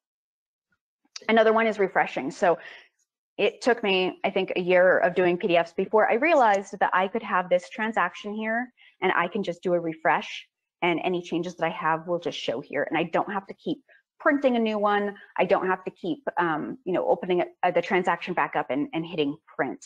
I have found this incredibly helpful in updating checks, because when you're doing a check, you have to go through and mark it to be printed, and do that over and over again can get very cumbersome. So it's nice here if you are able to just refresh without having to go through that process again. You also have the ability to do a save as. So if you have a PDF template that is working and you want to make some edits, it is always a good idea to do a save as. So when you go in and you change that name, you can do a save as, and it will not overwrite the current one that's being used. It will give you a separate PDF, and that way you can make all those changes, test it out before it goes to the public, and make sure that that you still have that one that works. Now, there's other things that will also help you make it work, and I'll tell you that in a minute, but it will let you know, it will give you a comfort level that you have that and you haven't overwritten anything that was already there. One of the biggest, most common calls I get are, I tried changing something and I broke it. Can you help? NetSuite has, and it's had for a while, it's had this template version. So down at the bottom of the tab, you have this template version. And this has been updated. But for the longest time, there was nothing you could do about that. Yeah, you had different template versions, but you couldn't access those because of the way NetSuite is saving our templates. All of a sudden, I went in there one day and I found this amazing epiphany moment where you can actually go in and you can look at old versions.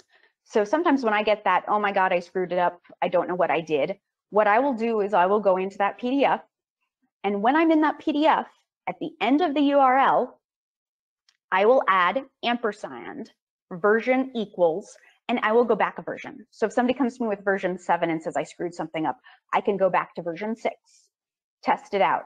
Nope, that doesn't work either. Let's go back to version 5, and I can get back to where it last worked and go from there, because sometimes it's easier to start again than try to find somebody else's error within the code. And so if you do go in and say, I screwed something up, you can always go back to find it. This didn't used to be the case. So this is an amazing, amazing way that they allow you to do that. Once you have gotten, the ampersand version equals 5, and you see that, and you look at it and you're like, yes, this is the one, I want to save this, you would then do a save. It will create a new version. So now it would be version 8, which is technically your version 5, but it's a version 8, and you can try that out. And if you realize, wait, no, I didn't go back far enough, you can then still you can go back to version 5, you can go back to version 4, you can go all the way back to 1. So this is, to be a geek, it's an exciting change in advanced PDFs. Okay, I kind of showed you as I was doing it. So advanced uses. So some people will say, well, why do I really need to go to that? When you are wanting to call a template based on the value of a field, you can use advanced PDFs. So I had a gentleman, he was expert at PDFs, and he had a client that was doing drop shipments. They had different forms for every of their customers that they were doing drop shipments for. So imagine if they're like Amazon would do drop shipments for another company. So let's say, I'm totally blanking, Walmart is one. Let's say Walmart, you're doing a drop shipment for Walmart. And so you need the invoice to show that it's Walmart and not, ABC. So based on that, he was calling templates to be able to show the right logos, the right layouts, all of that stuff. If you need to assign values for variables within a template. Now, I've used this for grouping, for adding a total weight, to adding a total amount, things, basically calculations that you're doing within the template that isn't within the information within NetSuite. Now, it's always recommended by NetSuite that you do the calculations within NetSuite on a field and you pull that, but sometimes it makes more sense, at least in my mind, to do them on the PDF itself.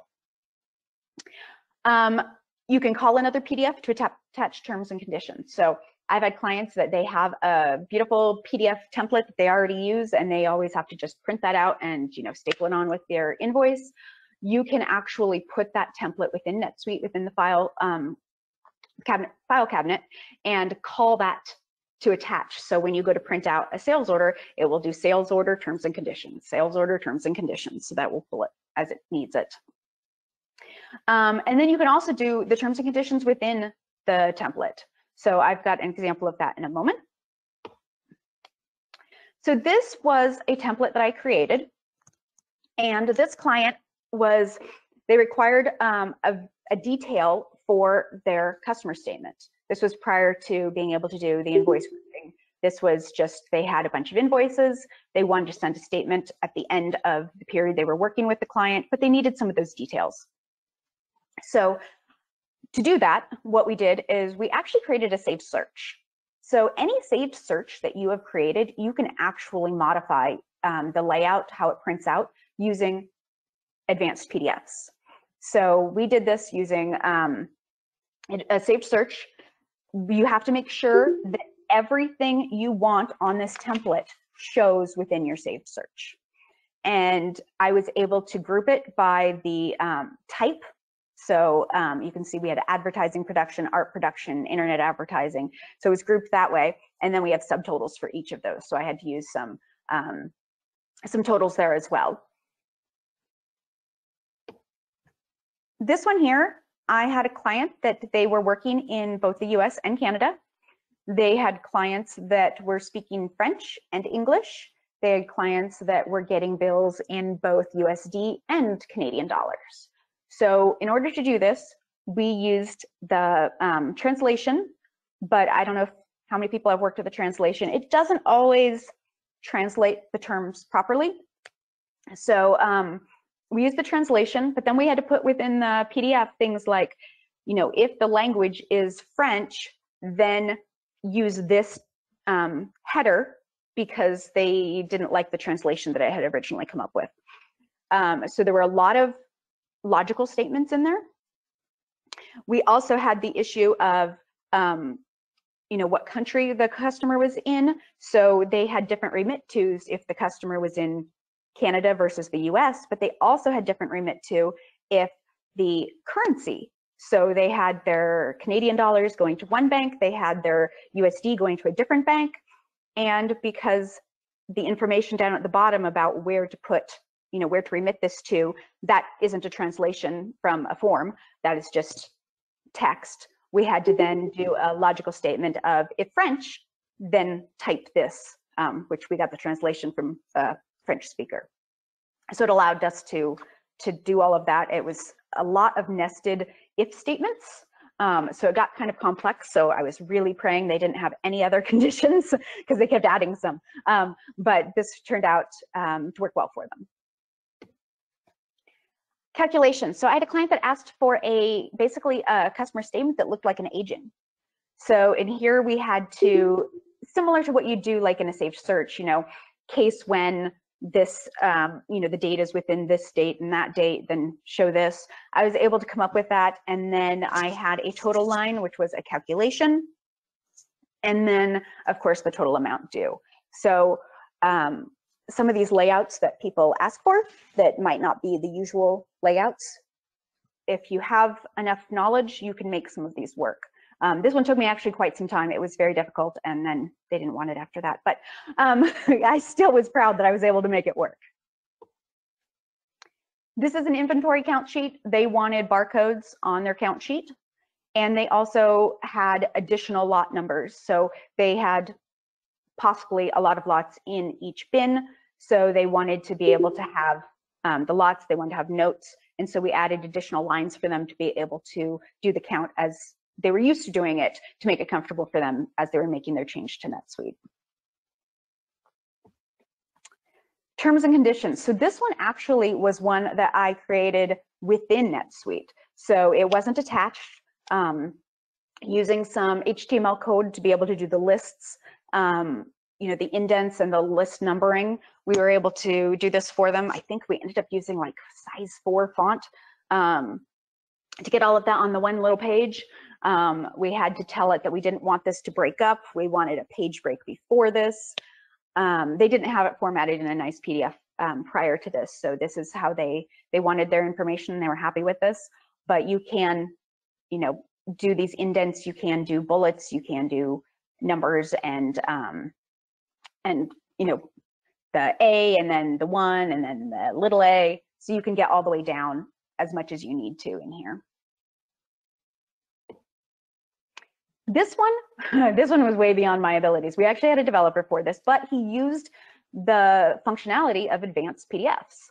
So this client required us to present their sales order in a matrix format, because they would have something like 200 lines on a sales order, possibly more if it was showing as a standard sales order, and they needed to have it be collapsed. So we have the main item at the top showing how many are ordered, shipped, back ordered, price, and the amount. And that doesn't matter. That was the parent item. This is a matrix item. It didn't matter how many, what the size was or anything like that. They just wanted like the total. And then they would show everything else that was listed here. So the second one that says men's shoe, you can see we have all the sizes up above. We have the widths on the side, and it shows each of these individually, but it summarizes it at the top level. So it did that for all the matrix items, and then down at the bottom, those were items that were not matrix items. And a developer did his magic, and I still don't have my head wrapped around it, but using advanced PDF technology, he was able to create this for the users, and they were very happy with this. Okay, that was a lot of information. If anybody has any questions, I'm not sure if I can see the chat. I'm happy to answer anything that you guys have. Marjorie, are you still viewing the chat? I am, and there was one question, and Suzanne, did that unchecking that wrap help? Suzanne was having a question about let's see. Yeah, wrapping. I'm setting up a new logo, and I just realized, Marjorie, that I'm in my sandbox, and it's not showing me the main template we use for our invoice. So I'll keep looking at it later. Okay, so no, there are no other questions. Let's see. James just asked, I'm not sure if there's a question. He says the example of attaching a terms and condition PDF, is interesting. It's a comment. I mean, this has been really wonderful, your examples and some of your sample code. So, but I don't see any questions at this time. If anybody has any questions, please unmute yourself at this point and ask them directly to Jillian. Thank you, Jillian. Thank you. And if there are no other questions, I appreciate all of your time and your attention. And if you guys are free, I have my information here. If you guys have any questions or want to confer on anything, please let me know. Jillian, thank you so much. That was an amazing presentation, as I knew it would be, because you are the PDF guru. So thank you so much for that. So let's do this. If anybody has any questions for PDF, advanced PDF, or for Jillian specifically, let's put that in the chat window. And then Jillian, if you have some time, maybe you could answer questions. We do need to move on to the next piece of our presentation. Mike Kackline is going to talk about the 2021.1 release and some of the highlights of the new release. So again, thank you so much, Jillian. Thank you. And Mike, I'm gonna get you, oh, I think you can probably make yourself presenter right away. Yep, let me give it a try here. Okay. All right, okay, here we go. All right, everyone, so we're gonna spend a little bit of time. I started with a little PowerPoint. It's like, oh, you know, the right thing to do is we're gonna go straight to NetSuite. So we're going to go through a super high level zoom, you know, just flyover of what changed in NetSuite 2021.1. Most of you should already have this release. You'll know if you go to the very front home page of your NetSuite instance and scroll all the way to the bottom in tiny little font, it'll tell you which version you're on. So the goal here is to just kind of make you aware of changes that you may not have even known were going on under the covers, because that's typically what happens for these releases. NetSuite puts a lot of stuff out and you're like, wow, I didn't even know that was there. So kind of get that. All right, so here we go, and feel free to chat or chime in if I zoom through something that is interesting and I seem to gloss over, because there's some areas I don't work with primarily, like manufacturing and inventory and things like that. So to start with, these release notes, this PDF is published by NetSuite every time they make a new portal release. So if you've never seen this PDF before, when the next release comes out, 2021.2, which I think is going to be the September-October timeframe, you're going to see a portlet on your homepage that talks about the new release, and there's a link in that portlet that will take you to a PDF that looks just like this. I highly encourage that you click it and just go through, you know, the super high-level stuff here, similar to what we're about to do. All right, so here we go. So changes related to accounting, and I'm just, you know, I've looked through these, so I'm going to highlight some things, but you may see things and you're like, oh, that's cool. I'd like to know more about that. So advanced numbering. So if you have document numbers, you know, today it's just invoice 1, invoice 2, invoice 3. You can do fancier rules. So like the numbers can reset based on like the year changing was one of the things I saw in there. ARM is seeing some changes. So one of the things that I specifically remember, so this unbilled receivables using grouping, invoice grouping in particular, and then this new accounting preference for reclass of deferred revenue. This one I kind of read through and was like, okay, yeah, but it basically has to do with if you're doing, well, actually I'm thinking the unbilled receivables, but just make sure to know that there's this new reclass for deferred revenue accounting preference if you do ARM a lot. Let me see if there's anything else here. So FAM, it has some changes for those of you using FAM. Just be aware there are changes. So in particular, I think they're deprecating a few things. So make sure if you use FAM that you review that. And I think that was about it in this side. All right, so, and again, feel free to chat if I zoom through something. Let's see, so, yeah, I think that one was it. So authentication, the biggie here for authentication is that, I think this comes down in SuiteScript, is that Suitelets can no longer, no, I'm sorry, restlets can no longer authenticate with username and password. What that means is if you had a consultant come in like, years ago and write something called a restlet and it magically broke with 2021.1, that's probably why. With banking, I'm trying to remember if there's anything here. I don't think there was. Oh yes, this deprecation of the reconcile bank statement and credit card statement pages. I think if I remember right, this has been slated for deprecation for quite some time now, but just be aware this is one of them. If you're doing reconciliation through NetSuite banking. On the employee side, the biggie that I saw here was that you can CSV import bonuses. So if you're using NetSuite for your employee management, you can now do CSVs for bonuses. I would imagine that was probably a big deal. This time off portlet enhancement looks like it could be interesting as well if your employees are using the using NetSuite. I don't remember anything on here. Internationalization, inventory. So Margie and Corey, maybe y'all see something in here. The things I saw that looked interesting was the bin management enhancement and this new pack station mobile app. So a mobile app for, if you do packing. Yeah, so if any of these look interesting to you guys in inventory, that's worth looking at as well. Let's see, manufacturing. I don't know if Corey or Margie, any of that looks interesting. There's nothing under mobile. Let's see, order management. I think we had a couple things. So one thing to highlight, this invoice groups, this keeps showing up. So NetSuite keeps enhancing this. So invoice grouping is where you have, I think all of us have this problem, or many of us. You have a customer and every month you send them 3 invoices because they have 3 sales orders across, one was PS and one was subscriptions or whatever. They call you and they say, I just want 1 invoice. Can you just send me 1 invoice with all the stuff on it?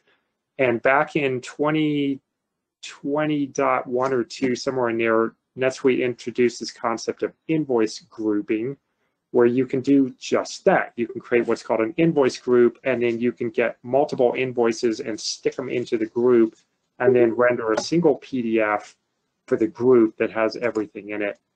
And they can pay the group, and then the customer payments can branch back to the individual invoices. So in 2021.1, they're still enhancing it. So this was, this looked pretty cool to me, this add to group button. So you can get a invoice, I think the second one here, if you just have a random invoice, it doesn't have to be tied to the same sales order. You can click add to group, and then you can somehow add it to an existing group. So be aware of that. If you have this issue around needing to group invoices together, it keeps getting better and better, and there's more enhancements here. This charges based on TCV also looked very interesting, although can't speak in too much detail on that because we don't use that. So payment instruments, I think we talked about this in 1 or 2 talks ago, that NetSuite has this concept called payment instruments, that they're slowly it's like their version 2 of how they do payment methods basically, and they've added ACH to that, so be aware of that. Dunning, if any of you guys are using Dunning, there's definitely changes in there. They're deprecating fields, and I think they're just replacing them with other fields, so be aware that those changes are in place. This processing of vendor prepayment transactions for electronic bank payments could be really interesting if you're prepaying your vendors. There's a number of things on this multi-subsidiary vendors. I think we're going to touch on that a little bit later.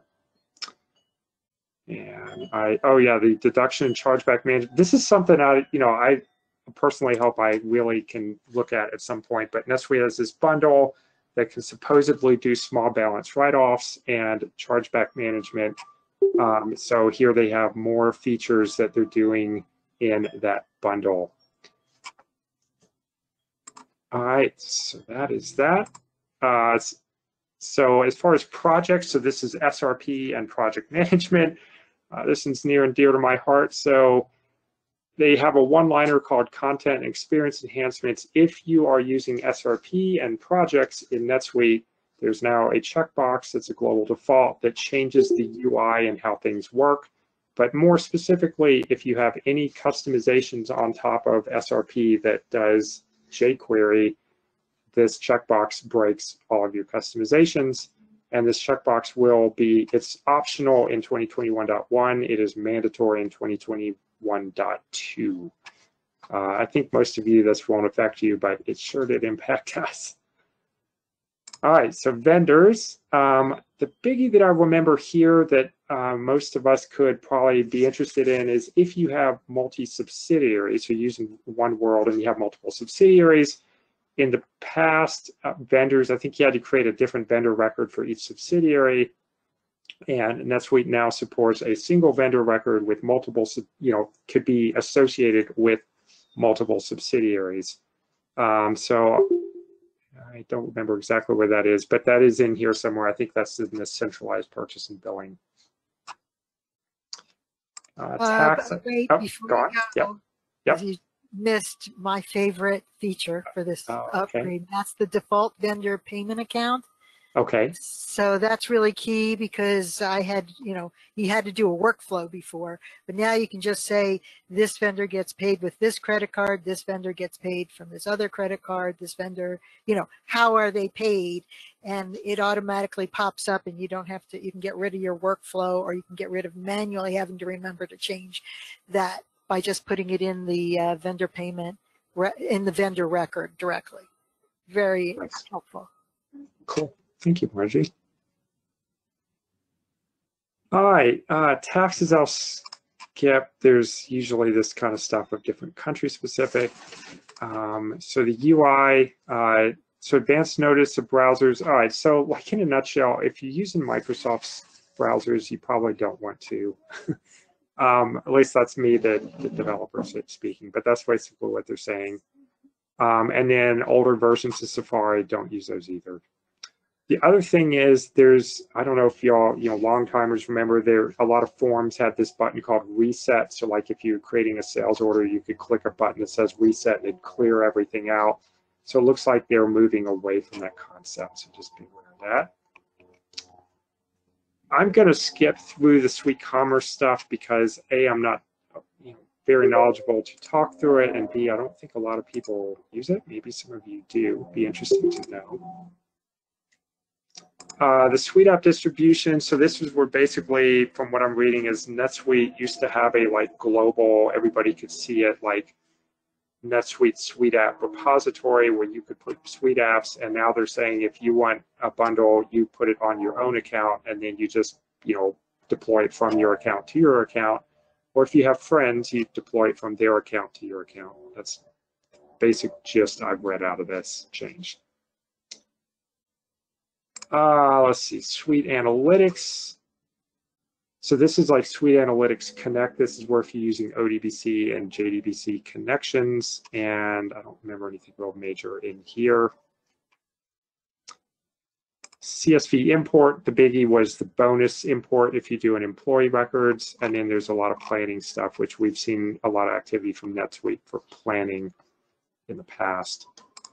SuiteScript, I'll try and make this really fast because a lot of you probably don't care about SuiteScript, but sequence management is like you can store basically encryption keys. I think they added SFTP or something. I can't remember what exactly they added.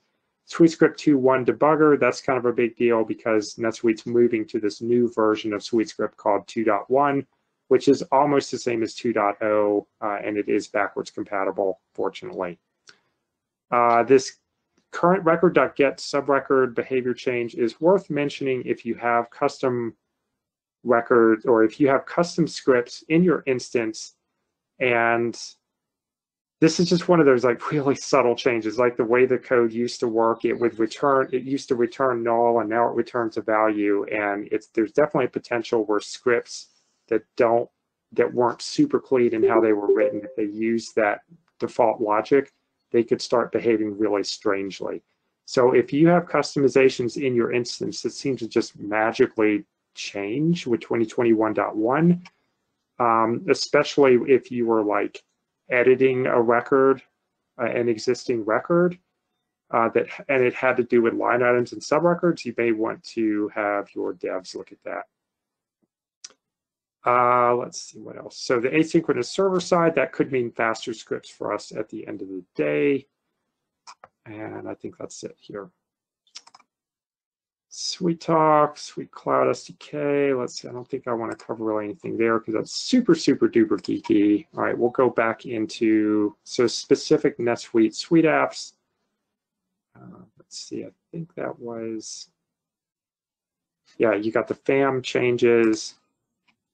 APM is another kind of almost dev thing, but APM is getting better and better. I got to tell you guys, like I used it a month or two ago. We had some performance issues during billing, and I fired up APM, and it had all kinds of new functionality that I had not seen like just a month or two prior. It actually helped us nail down performance issues. So this is a good one if you have scripts in your system. You don't have to understand the scripts. Just if you have scripts in your system and something's running really slow, if you load this APM bundle that NetSuite publishes, it'll give you ideas of like, oh, it's running really slow because of these saved searches or because of this other script that this one script calls and daisy chains down. So it's good to see they're still adding they're adding more in there. It's really good stuff. Bank feeds. So if you're using NetSuite's bank feeds, I think this is mainly for reconciliation, if I remember right. Just be aware they're making changes there as well. Let's see, this was the Oracle. Let's see, inventory management. Don't know if this, so the new Pack mobile app. Let's see, nonprofit. See if there's anything else here. I think yeah, we got Dunning, electronic payments we talked about. And I think that's kind of it. I know that's a really super high level flyover. Does anybody have questions or comments? Does anybody run into something that you're like, oh yeah, then there's blah?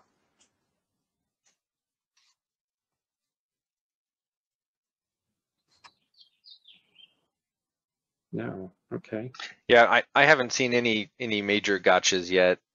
You know, there's just little changes here and there that I've noticed throughout the system, but nothing ground shaking, I think. Yep. I want to say for those of you who are using ARM, I want to say in 2021.1, there's now a global feature where you can turn off the planned revenue or revenue plans that are estimates, the ones that never post, but they were forward looking. You can turn that off, which should make things a little faster and cleaner.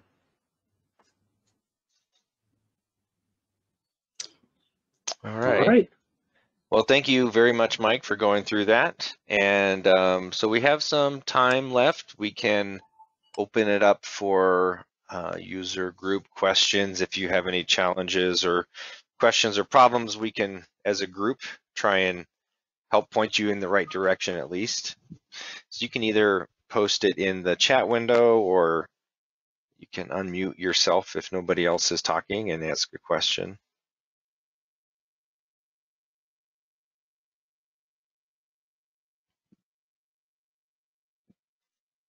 James,